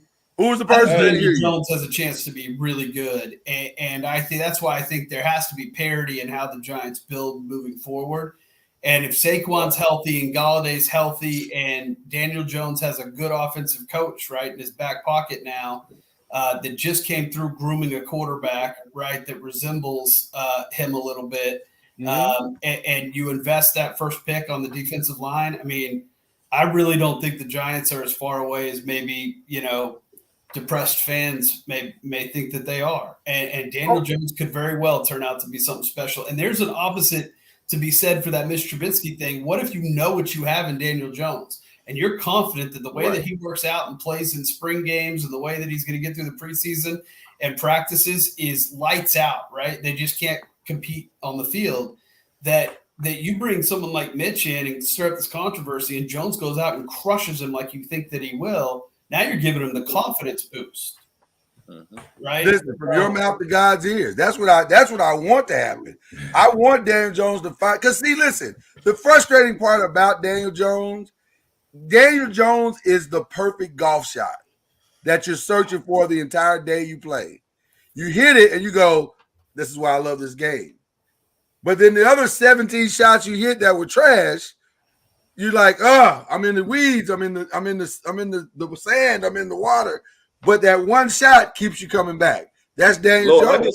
I disagree with you because you're using Daniel Jones as your scapegoat for your team being bad. No, I'm saying Daniel Jones has been bad. No, I really, it's really the whole organization that's really been bad. I'm like Jesse. I believe this kid can be something with the right tools around him. I really feel like he's not really having a fair chance in this league. Well, then let's talk trade, bro. Any of y'all need a quarterback? Let's talk trade. Got a quarterback away, right? Hey, hell no, we ain't talking like that. Okay, then let's move on. Because here's the reality. Mark my words. In week 6 or 7 next year, he's gonna be on this show saying how proud of Daniel Jones he is. Listen, if we are 6-1 and that ninja has played his heart out, I absolutely will be on this show apologizing to him with a bow tie on and some blue blockers. Okay. With a tank top on. By the way, Daniel is my favorite guy. Daniel is my favorite guy. That's right. This is recorded. Have y'all seen that latest breaking news? I saw it. Jerry, you are the father. I saw it. What? Yes. Oh, God. What happened? What's going on? What happened? Nothing. It's old news. It's nothing that's gonna. He just got sued by. He is the father. I'm just saying. Of course he is. He didn't pay $400,000, in a confidentiality non-disclosure agreement when the child was 1 to the mother from Arkansas without being. Yeah, I'm already caught up. Don't worry about it. I'm behind. Jesse opened up the file. Jesse opened up the file, man. Yeah. So, did Jerry just get outed? No, he's fine. He got sued by a 25-year-old. We're in the news again. Biological father. Yeah, the first payout finalized. That's all that happened. In the news again for not football. Yeah, but that doesn't mean anything. Jerry. How old is Jerry now? 76? 98. I think Jerry is 137. 116, I think. No, I think he's 76. In body, but in mind, 98. Jerry is living his best life. Y'all leave him alone. Jesus Christ. Jerry said, listen, I'm out here. 79. Jerry says, I'm out here in these streets and I'm worth $10.7 billion. What do you want me to do? Billion. Right. What do you want me to do? I'm stuck, man. I'm stuck in a world that I can't get out of. Yeah. He's in a box of his own creation. I'm in a glass case of emotion. Yeah. Hey, listen, I need some Jerry Jones problems right about now. That's all I'm saying. All right. Before we get to question number 3, we have some visual aid. So let's bring that up. Woo! Hold on, let me get my money. Get your money together. Here we go. Hey, Russ. Hey, Russ. Hey, Russ, Clip Arena, huh? Russ, what's the name of that arena? What's the name of that arena?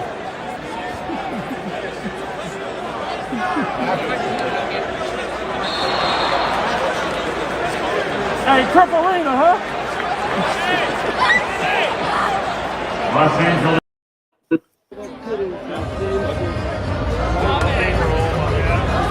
It used to be like that. Yeah.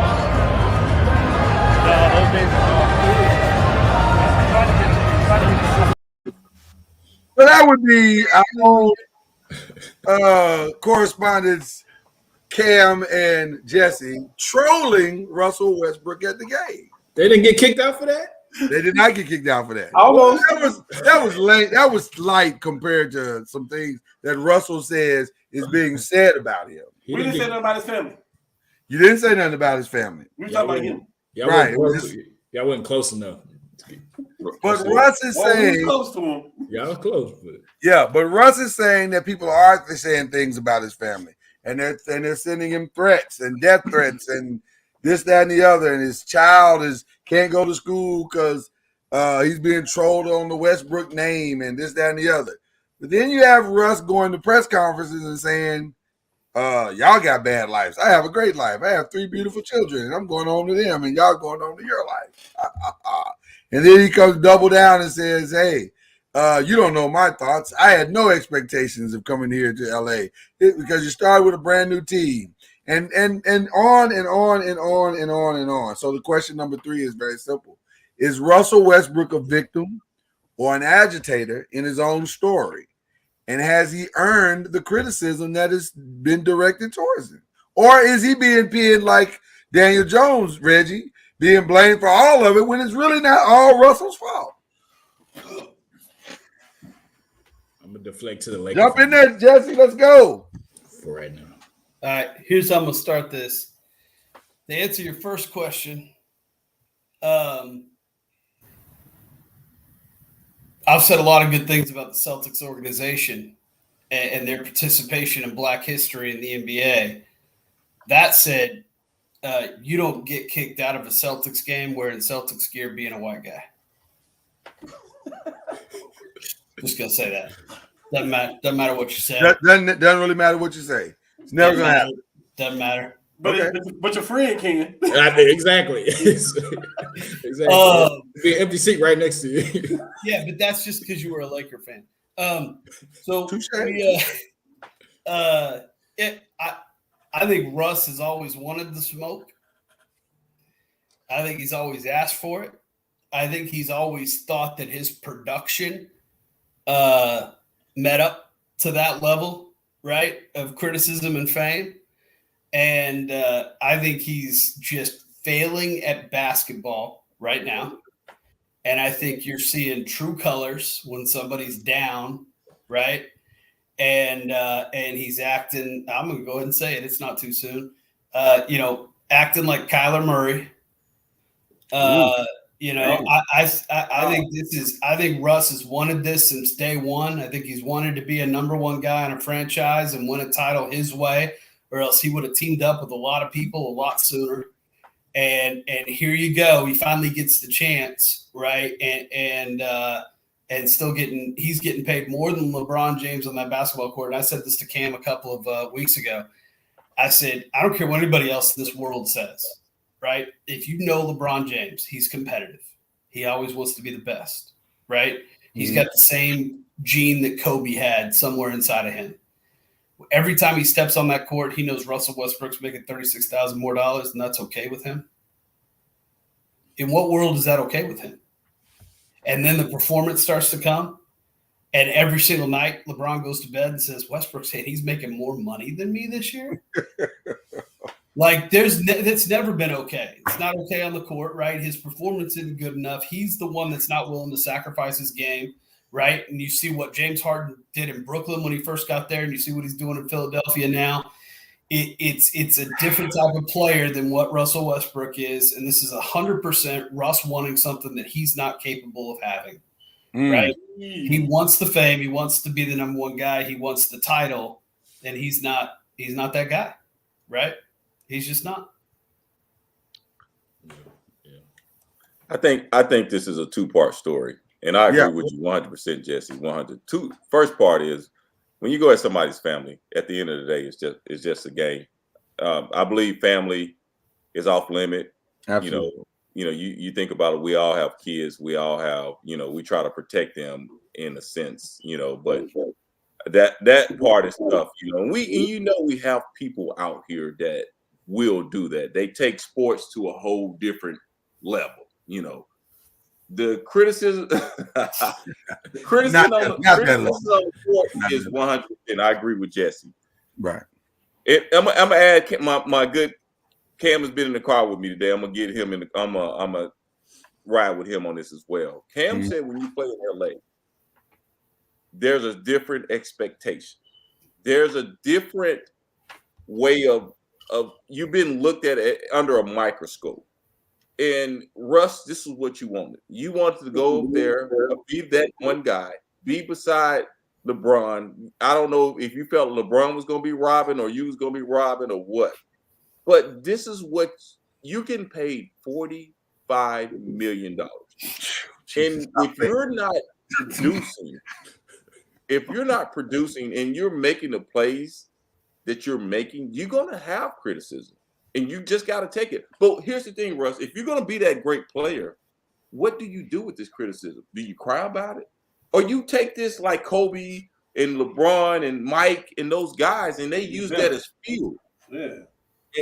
And you take that fuel and you prove them wrong. But see, he wants to mold and say, hey, it doesn't matter. Hey, I didn't have no expectation. You're a damn lie. What player goes to any team and say they don't have expectation? Come on now. What player in high school goes to a team and say we're not trying to win a championship? Middle school. Then my daughter, when she gets 3 years old, we're trying to win the PSA league. We have expectations. Right. So, I agree with you 100%, Jesse. And damn, when you go to LA, when you're put in a certain position, when much is given, can y'all much is expected? Listen, I don't want to be, but listen, I make a paycheck today. If somebody walked around the corner and said, hey, here's $45 million a year, right? But we don't want you to do what you were doing over there, right? Regardless of how great that was, all we want you to do is sweep the floors after everybody leaves the office at work. But I'm still going to pay you $45 million, right? Like for Westbrook not to have sacrificed at some point the way that he was going to approach the game, whether he was capable of it or not at the end of the day, I think is the frustrating part, right? Because all year his mantra's been, I'm trying to get better. We're still trying to figure it out. I know there's a role I have to play on this team. I just need to find it, and we're still working on it, and it's flipped now. Right, we've hit that point where we can't propaganda ourselves out of an explanation anymore, and now it's, At this point, you should have found it. Yeah, you should have found it. Chad. I mean, from the family stuff, definitely shouldn't go at your family. All you guys, my good brothers have definitely said everything that on point. Some people just don't do good under the bright lights of LA is very tough to play in. LA, and I say LA and probably New York and some other cities. Right. You can go back home, but you're gonna have that extra pressure because you're back home. So I mean, you thought you were gonna be number one. Clearly, you're not, because that's LeBron's team. I think he thought that though. I'm sure he thought that he had to. He may have. He may have. But you have to, like everybody said, you have to adjust your game. You can't come to play with LeBron and not adjust. No, by the way, it's not even supposed to be LeBron's team right now. Right. Exactly. Right. But it is. It's supposed to be Anthony Davis's team. Right. Right. That's a whole nother problem. Yeah. And I hate to say this, but I don't think he can adjust this game. I really don't think we see he can't now. He would have done it, But can't or won't? Well, both. You're telling me a triple-double machine. You're not telling me he's not talented, right? It's like Kyrie. You can't tell me he's not talented. I don't ever want him to play for me again. Right. I don't care what situation my organization's in, right? But you can't tell me he's not one of the most talented point guards to ever play the game. Right. Russell Westbrook is extremely talented. He can score in this league, he can pass in this league, and he can rebound in this league. And he's done it for a long time, very consistently. I think everything else is where it breaks down, right? Yeah. And so you ask me if he can't or won't, like. But this is the reason why I say he can't, because I think it's more of an IQ thing for him. His mindset is only about stats. When you're in that's the game, you have to think the game out. You have to understand where you're supposed to be at, or understand where somebody else is supposed to be at, understand when it's time to slow the game down, understand when to understand what LeBron is doing in his space, because that needs to be your number one focus right now, and not what you're going to do. Exactly. But that's why I don't think he has a mindset to be able to do that. Yeah, well, isn't that ego instead of IQ though? Wouldn't that be more it's ego? IQ. I think it's IQ.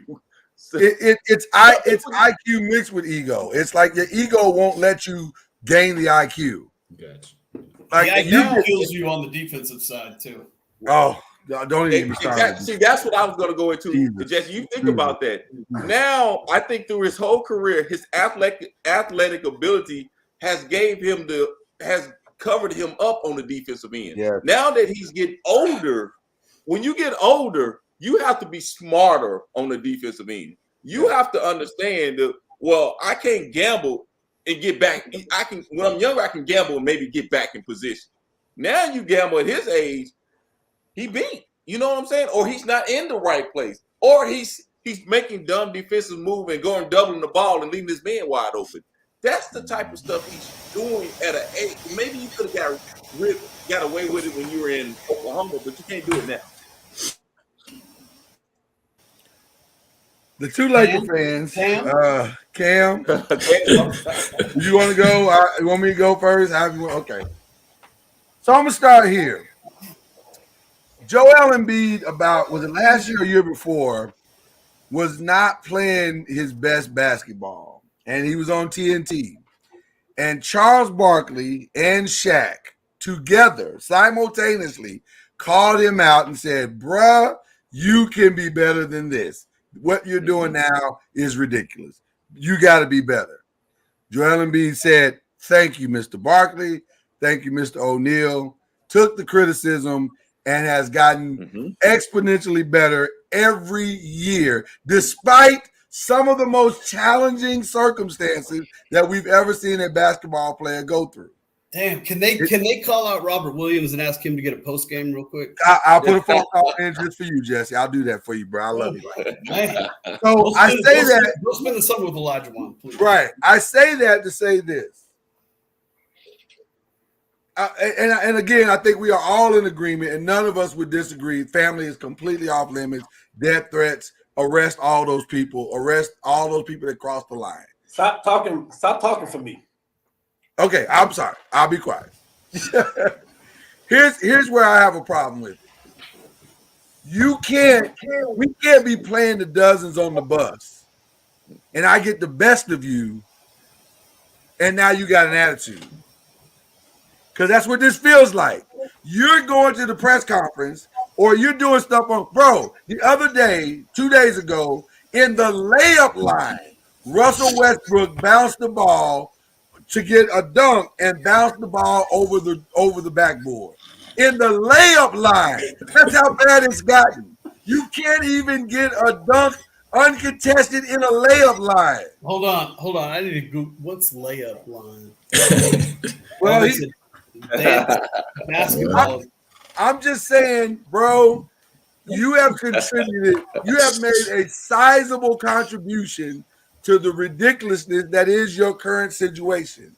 A sizable contribution with your refusal to accept your role. Because here's what I think has happened. I think Frank Vogel has absolutely told him, here's your role. I think LeBron has told him, bro, this is what we need you to do. I think everybody says it. I think Russell Westbrook just doesn't want to do it. He just doesn't want to do it. He thinks he's still the Russell Westbrook in Oklahoma City. And here's the irony. We all scoffed at KD and said, dude, you almost beat this Golden State Warriors. You had them up 3-1. Why would you leave? Oh, okay. Dude, you playing with James Harden. You can't make that work? Oh, okay. Dude, you and Bradley Beal together should be great. It's a no-brainer. Oh, okay. At some point, when you get divorced that many times, it ain't the wives. I'm just saying. Bruh, you got to look in the mirror and ask yourself some really – you got to look in the mirror and ask yourself some really tough questions. Why? You know what? Russell Westbrook reminds me now of the Will Smith show where his father left him, and I need Russell Westbrook to come to the same epitome that Will Smith came to in that episode. Why don't you love me? Why don't you love me? Bruh, it's time. You need to come to the Jesus meeting. Your coming to Jesus meeting is long overdue. It is long overdue. All right, that's all I got on that one. So take us home, Cam. I'm gonna be a minute here. I'm gonna pick up where you left off at. Come on now. LeBron James, Kevin Durant, James Harden, Anthony Davis, Carmelo Anthony, Whites, Paul George, Bradley Beal, Ibaka, Oladipo. I forgot about Paul George. Oh my God. Oladipo.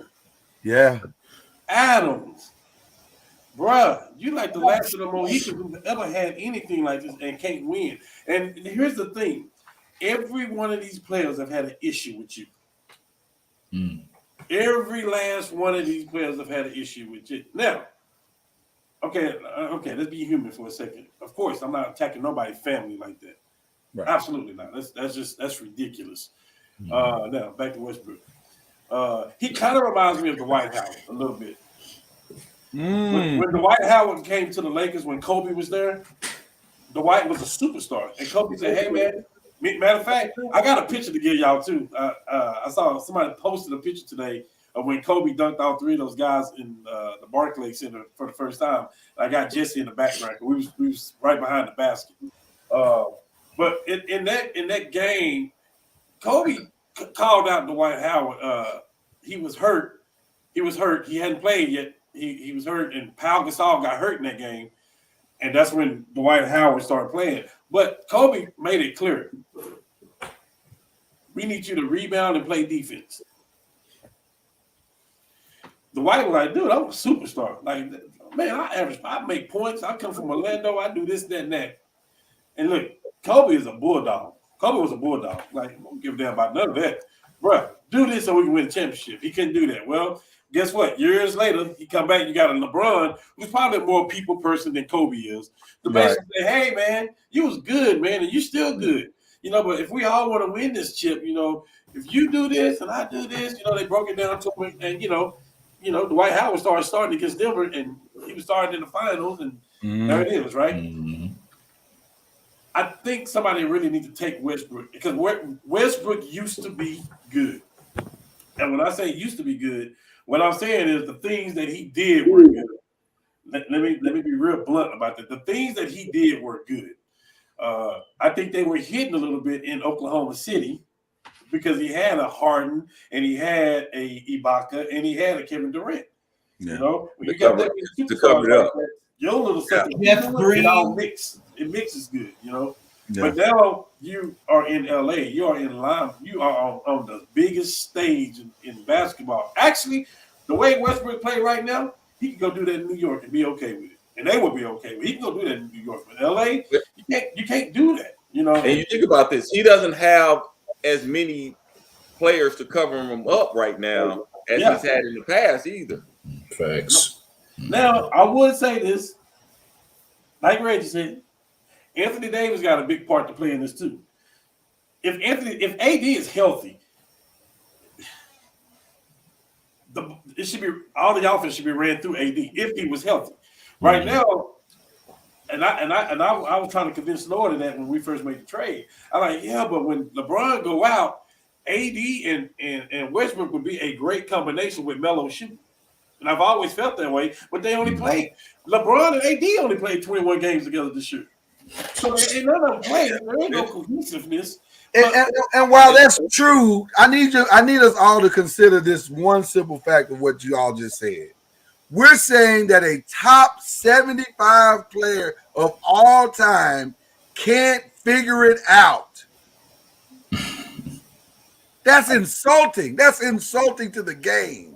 Bro, Lord, you're not smart enough to figure this out? To Lord, adjust the game enough to figure it out? I agree with that, Lloyd. Yeah. But would Shaq and Kobe have figured it out without Phil? See, that's for me. Pre-Phil, Shaq and Kobe, no. Post-Phil, Shaq and Kobe, yes. Because they learned how to win. Frank Vogel is a defensive coach. But you don't bring Westbrook in. People not realizing this. Unless you got Jason Kidd on the roster, you don't bring Westbrook here, period. But here's another thing that's going on with the Lakers that people are not talking about. And I told this to Lloyd earlier this year. I said LeBron is playing too much right now. It's putting too much on him right now, too. I've said that. And look, how many games has we had to set out here and there because of that knee? Maybe he had to set out the other night. Yeah, but not a lot because of overplaying him, though. He's always done that. No, he's always done that, though, Rich. Yeah, LeBron. But listen to what I'm saying. Not overplaying. He has, in order for them to even be in the game lately, LeBron has to put up over 30 points. And that's not LeBron. That's not LeBron. Well, but he has to because there's no AD. I know, that's what I'm saying. No AD, and he's not getting out of West. That's what I'm saying. It's put a lot on LeBron, and people are not talking about that. I'm saying it, and I've been saying it for a while. That's putting a lot on LeBron.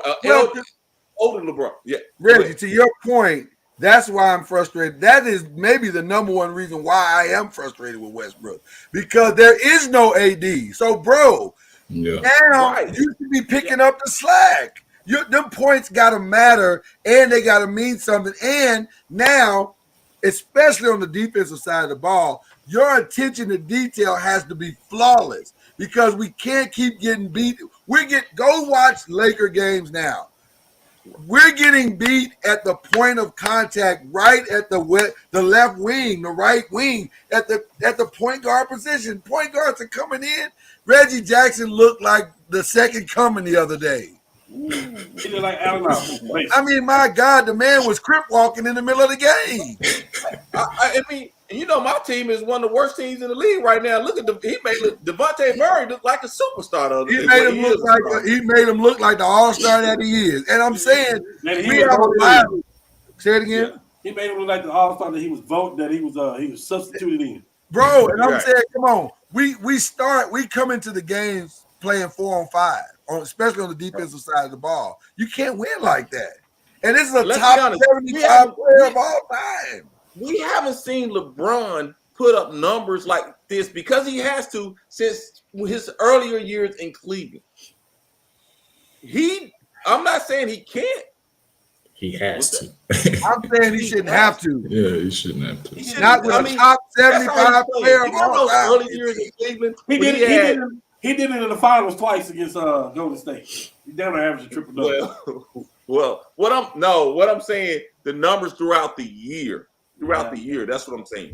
I'm looking at LeBron. I'm like, dude, you playing like when you was with Cleveland, you had him in the Marry Me in them first year when they played San Antonio and San Antonio swept him, and he had to play like out of his mind to score for them. To bring that up, Reggie? That's how he's coming back and playing now. You know what we doing right now, Reggie? You bring that up? You go way back there to that? I'm just, hey man, am I wrong though? No, that's how he. No. Listen. The only thing I'm saying is, I now understand a layup line. So, like, it's not an actual line on the court, right? It's like so here's how I understand it. You've got two lines, right? One's a layup line, one's a rebounding line, and you put two balls in the first two players of the layup line, right? And then They go down and lay up, and like the coaching point is like to aim the ball, push it in the small square on the board, right? IQ. And then the rebounder gets the ball. He goes to the layup line, and the layup line guy goes to the rebounding line, and then it gets. I get that. I don't know how you draw that on a court when somebody's got the ball and say at what point in the layup line they were in to pass. I'm still a little confused, but I'll do some homework over this week just to let you guys know. I'll get caught up. But for real, I just don't think it's in his DNA to change. I just don't believe it is. I believe Westbrook is who Westbrook is. I'm not saying he won't. I could be wrong, but I don't see him changing. Well, I also think a lot of it got to do with LeBron has checked. I don't want to say checked out, but there may be a different motive for LeBron at this point. Let me get this right. Let me get this. First of all, let me be the oldest person to ever lead the league in scoring. He's only like a point behind it, right? Let me catch Kareem, right? Because I'm trying to. My legacy is already submitted. Let me go ahead and throw some more stuff on that, right? Because he know they're not winning the championship this year. No, and let me figure out where I want Bronny to go too. Right. I think everything's just thrown up in the air. I mean, because we all been watching LeBron all his career. And it's something different about LeBron. And it's just something different. Like, I agree with you 100%. Like, you know what? I'm just going to get mine, and I'm going to get Kareem's record. I know I'm not going to win. It's not like that's the LeBron is saying, you know what? We're trying to win this championship. Here we go. It's not that LeBron. And we know LeBron like that. I just don't think they have a chance regardless. And I think he knows that. And I think he low-key, like I said, this is not all on Westbrook. I think he's low-key upset with AD too, man. I agree with you. Yeah. I agree with you. Yeah, AD's just not what they thought he was going to be on the health-wise. But at the end of the day, they made all the trades and they got a championship out of it. So you can only do so much. And one thing about LeBron, though, through all his career, he's always had those players that would know their role and do what they need to do for them to win. And he doesn't have it this year with the Lakers. You have Monk, and you may have, Carmelo, and what's the other? You have a few of them. Bradley, Avery Bradley. Avery Bradley. You don't have those. Reeves. You don't have those other stars that go along with him. They're not doing what they need to do, and I think LeBron knows that 100%. Now, as far as would you move AD now? Would you try to move him next year to try to start over? You don't know what LeBron's going to do right now. He's still under contract though for at least a couple of years. Brownie's not going to be in the league for the next 2 or 3 years. So, well, here's the thing. Here's what they're going to do. Now I see why they didn't make the trade with Wall, with the pick. I see why it was so important now, because now they can actually buy out Westbrook and stretch that over like they did Lou Aldine over the course of 8 years. They're paying him $5 million a year, and it's hitting the cap. But that's fine. You're talking about $5 million. So I see why they didn't make that trade, because you don't want to be stuck with John Wall contract doing the same thing. So if this is an opportunity to get out of it, we can get out of it. But when you circle this thing back around, you got to look at the GM too, because like, why in the hell would you put a non-shooter around LeBron? That has never made sense in his career, to put him with somebody that can't shoot the ball. You know what I mean? You gotta have shooters around LeBron, because he's gonna draw a double team. And you gave up some players for him to make that happen, So, but did we really give that? We didn't give up a knockdown shooter. That was the thing. No. That's why I was always okay with it. I was like, okay, let's see what happened. Do we let LeBron off the hook for signing off on this thing? You know he had to sign off on this thing. No, we don't. Nobody's off the hook in this situation. I mean, he's always made shots. So I mean, no, he definitely is responsible like everybody else. So I mean, as far as who are NBA sleepers to the title, what do y'all think about that? Who do y'all have as far as sleepers? Yeah, sleepers. Sleepers. That's anybody, though, ain't it? That could be the Mavericks. Yeah. You're talking about sleeping, Yeah, I mean, as far as like my sleepers who may be coming up, Miami, Memphis. But I mean, as far as still though, nobody's really checking. Everybody's saying Milwaukee and everybody, but I'm seeing them and Oladipo coming back. I mean, I don't think that Miami is really what people are talking about. I think Milwaukee's who they're talking about. I don't get sleeper. I get it. Yeah, I mean Memphis in the West. I think Memphis is There's no way. They're the number 2 seed. Stop. No, I'm saying I know what you're saying. They're not the big name that everybody always talks about. Exactly. That's what I'm. But I mean, they've already proven themselves. I think sleeper to me means Denver, somebody that nobody else is talking about right now, right? And so I got 2 teams. I think one. I think the Celtics, right, are a sleeper in the East. You've got, Chicago, Miami have better records than them, and everybody's going to talk about Brooklyn and Philly and Milwaukee. So at a minimum, that makes Celtics like a 6 seed. So I think they're a sleeper, right? And then you talk about in the West. He just said it. It's Denver to me. And if you get Murray back before the end of the season, and you get and Michael Porter's supposed to be cleared as well, I don't care like adding Devontae Murray back to the Nuggets is the same as like adding Mitchell to the Jazz, right? Or Klay Thompson to the Warriors. Like, I think he's that important to that team. So Denver could be very, very dangerous in the playoffs if he comes back. Yeah. Yeah, I'll just – I don't know. I like Denver and the Celtics. I can dig it. Yeah, I can dig it too. I mean, I'm not even talking about Cousins playing the way he played out of his mind the other day. But if you can get half that production every day, if you can get 12 points, 13 points out of Cousins, I mean, you got to deal with Cousins. You got to deal with Jokic, and then Cousins coming in like that. That's a problem. That's a problem for the league. Speaking of a problem, I'm hearing more and more about Draymond's back. Are y'all hearing that too? It's serious. It's serious. It's bro. serious. Yeah, I'm hearing it's serious. Yeah. So he said 14 days, which I mean, I don't know. It could be longer. Yeah, he was talking about coming back in a couple weeks against the Wizards. Yeah, so I mean, and then why he is more important. Oh yeah, coming back to that team than any other player in the NBA. I agree. I agree because they're Everything not even playing the runs. same right about him without him. yeah. What? I mean, They can win without him. I mean, it'd be very hard to. I mean, Brooklyn needs Ben Simmons to play basketball. But Draymond does a lot for us to be able to know. Golden State gets better than they are today by a larger margin than Brooklyn gets better today with Ben Simmons. Let's be honest. Ben Simmons may be the key to them going to the playoffs. And it could be Draymond winning the championship as far as that is concerned. Oh, that's your excuse why y'all been dropping games like crazy? No, I'm saying I think Draymond's underrated. That's all I'm saying. No matter how much people talk about yeah. Absolutely. Absolutely. At the same time, I want you to hear it from me first.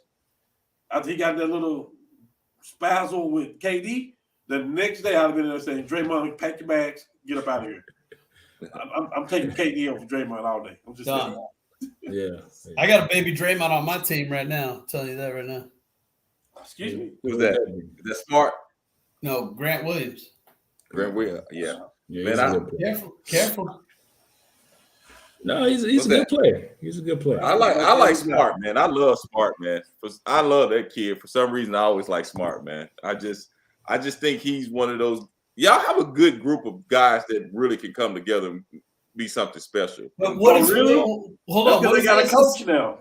We got a coach now. What is the SEC called? Where did he come from?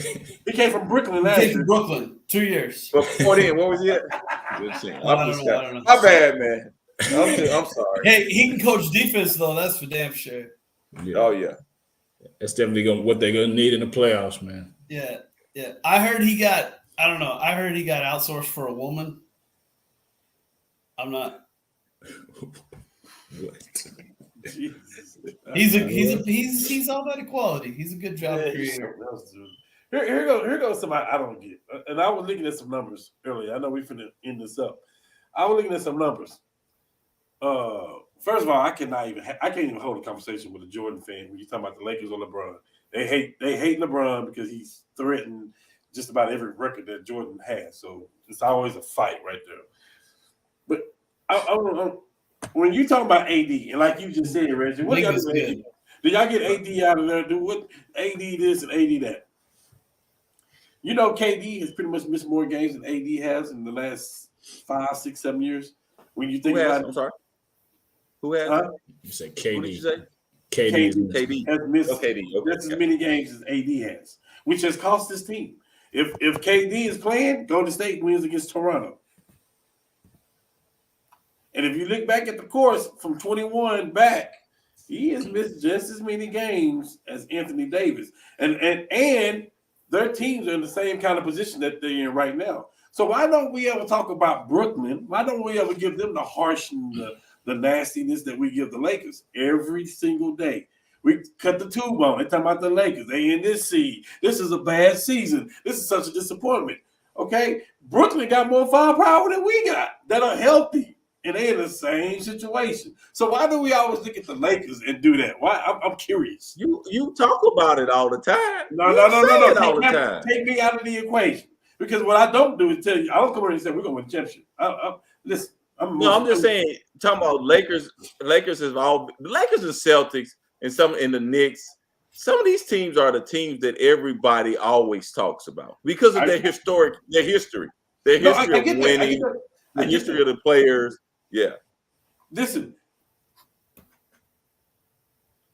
30 years from now, KD, Kyrie, Harden may go down as the greatest scorers in NBA history. They all on the same team. This will be a bigger collapse than what's going on in LA right now. They put more pressure on LeBron though than those other guys. That's why. Once again, who's a better scorer, LeBron or KD? KD. Well, I know we give these other guys the same hackle is what I'm saying. We were, I guess, since they've been out. No. KD them ain't been playing. You just said they ain't been playing.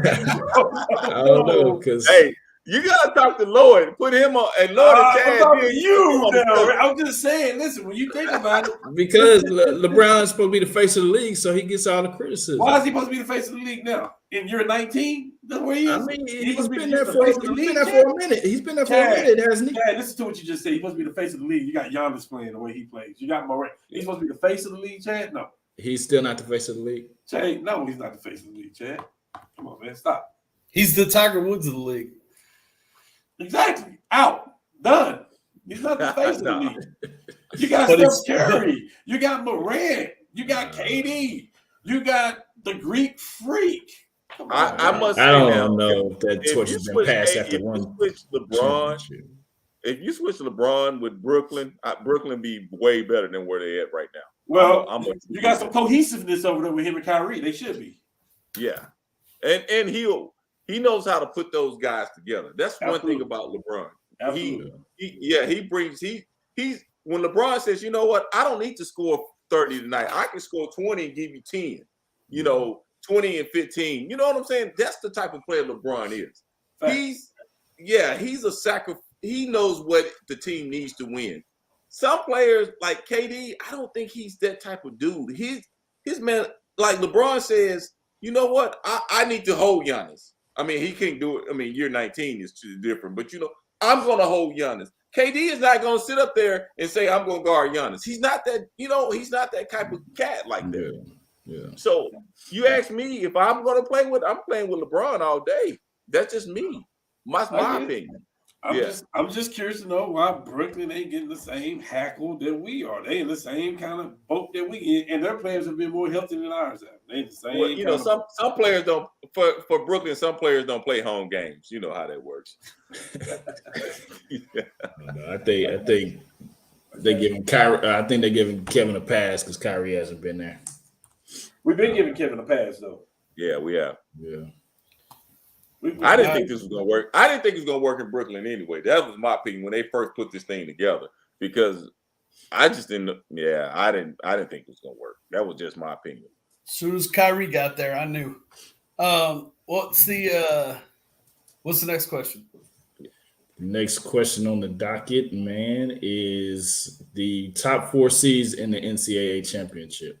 I think Cam has to go first because he earned the honor when his North Carolina Tar Heels ruined one of the greatest basketball moments of all time.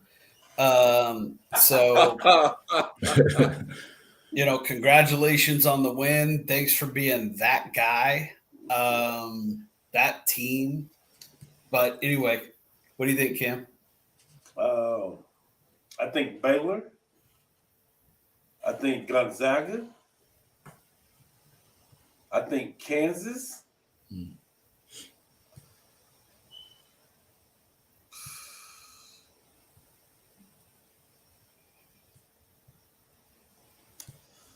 I'm stuck on the last one, man.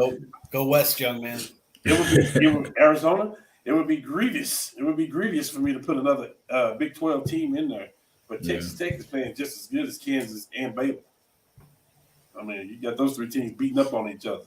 I'll probably go Arizona. Texas Tech dropped a few last week, so they lost a few last week. No, they lost a few last week. They have. Yeah. What about you, Reggie? They've been pretty consistent all year. Man, I don't know. No, I don't. Man, I like I said, this year is one of those years that I just feel like it's any given, like in football, any given Sunday. I really feel like, you might see a. I mean, are you just talking about the seeding wise? Yeah, the top four seeds. Top four seeds, of course. I think Gonzaga, Baylor. I do feel like Kansas. I haven't seen much of. See, the team is I haven't seen much of Arizona play this year. I noticed they have them ranked 2 in the country. I haven't seen. Have anybody seen Arizona play? Jesse, have you seen them? Yes. Anybody seen them? Are they for real? Yes. Yeah. So they look as good against Pac-12 competition as Gonzaga does about the WAC playing against right. WAC. Yeah, and that's with UCLA in there. That's with USC in there. And it looks like the SEC is beating up. And SEC coming out. SEC tournament is going to be very interesting. I don't know who will win the SEC tournament. If Kentucky wants a chance, they need to win that tournament. They need to get some momentum. Exactly. And are they healthy? Have they got their 2 main guys back yet? I don't know. Yeah. So no. So they're probably wow. Oh. And whoever wins, if Kentucky or Auburn wins the SEC championship, they're going to be a number 1 seed. So whose spot are they taking?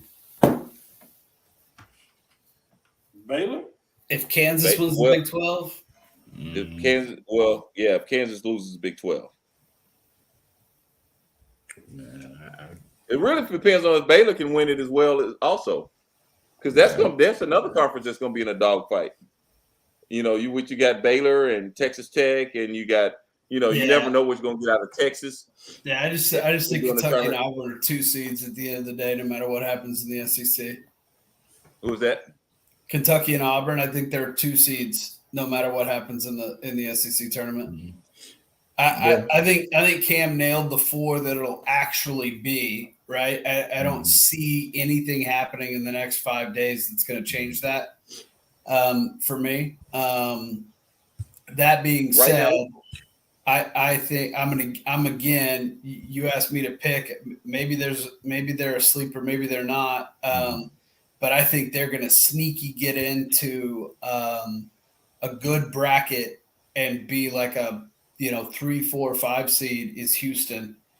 And I think that they're going to get in a bracket with one of those number 1s that we just didn't know, or 3 other teams could have been there, and that 2 seed's not going to be amazing or impressive, right? That may be like the number 2 team that comes out of the SEC or something, and Houston's going to be in there like a 4 seed or a 5 seed and be, it's going to feel like an upset, right, in brackets, but I think Houston's a Final Four team all day long, and they could win the whole thing. Yeah, I like what everybody said. Murray State is another team I wouldn't want to play. I wouldn't want to play them, but if I had to pick Houston or Murray State, right, I'm picking Houston to go further in the tournament.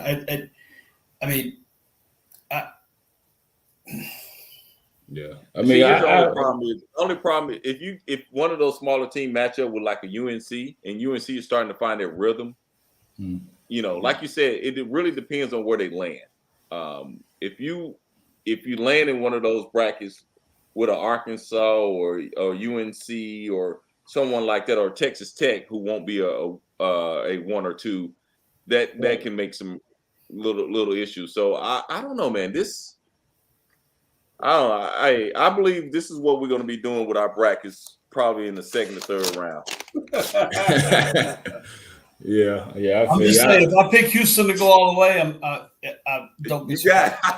Yeah. I mean, I like what everybody said. I had Gonzaga, Arizona, Auburn, and Baylor in my 4. But I mean, y'all had good cases of who y'all had, and so. See, for Houston, for me not to pick Houston to win the whole thing, like I don't. Once they're in the Final Four, I believe in them, right? I don't care who they're playing. I just need to get them there. So again, you got to see brackets come out, right? And I got to see those first 3 games. But man, I just think they're super underrated right now. You know what I mean? Yeah, I like Houston. I do. And Houston actually has some injuries, some players out too. They're starting one of their starting guards has been out pretty much the whole year. So yeah, it'll be very interesting to see who they get as their first game. Very interesting. Cam, those Tar Heels going to make a run? No. Then why'd they have to do Duke like that? Huh? Then why'd they have to do Coach K like that? Because Duke was stupid enough to play North Carolina for their last game, knowing what they was doing for Coach K. They should have been playing Vanderbilt or somebody. That was dumb. He said Vanderbilt. Should have been playing Clemson. NC State. Yeah. Hey, don't let Coach K be giving an interview in like 3.5 weeks saying something to the effect of,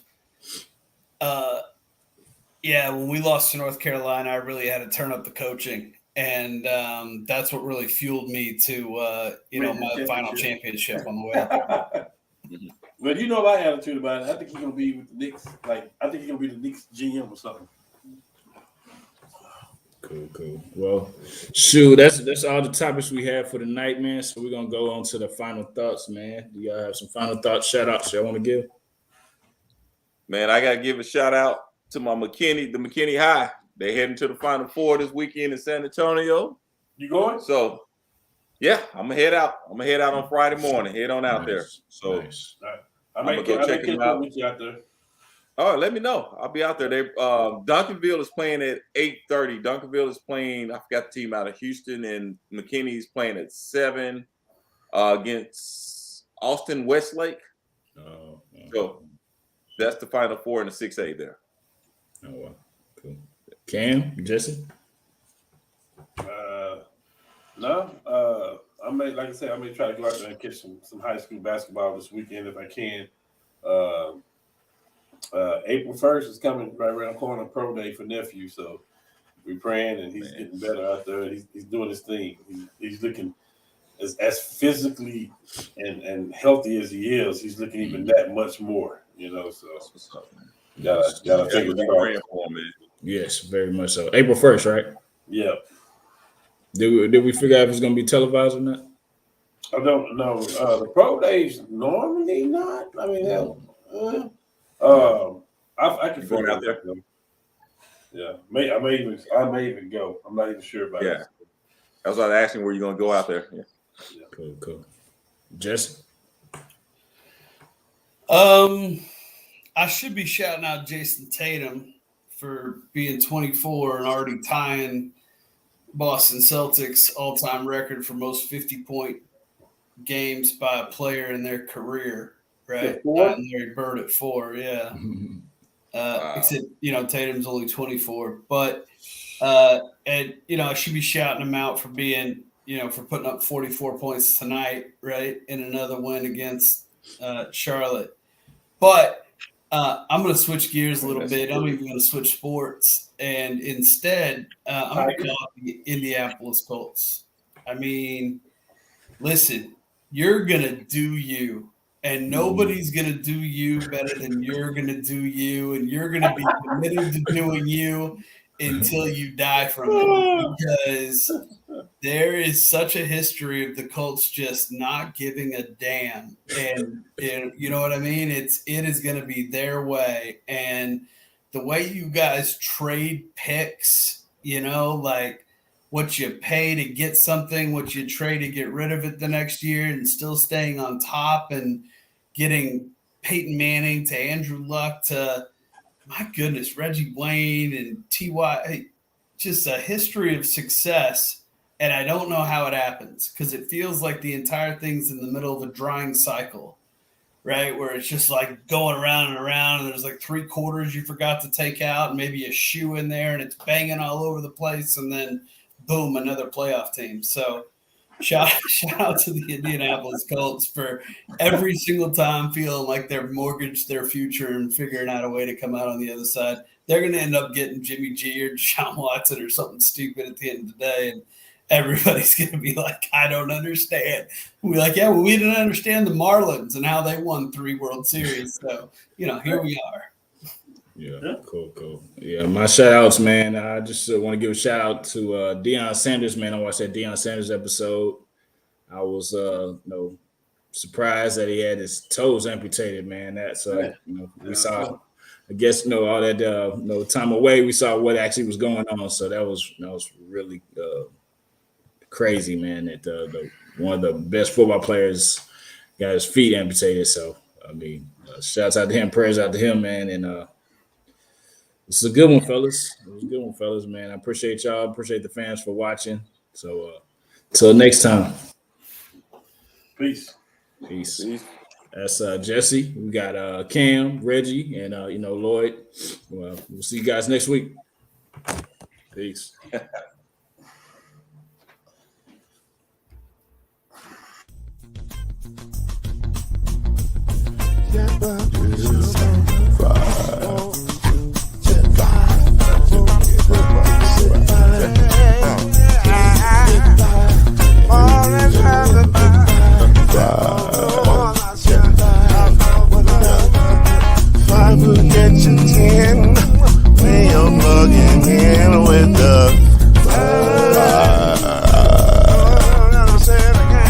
There's no mystery.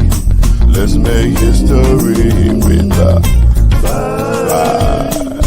Oh, the strongest. 2 and 3. Add 1 more plus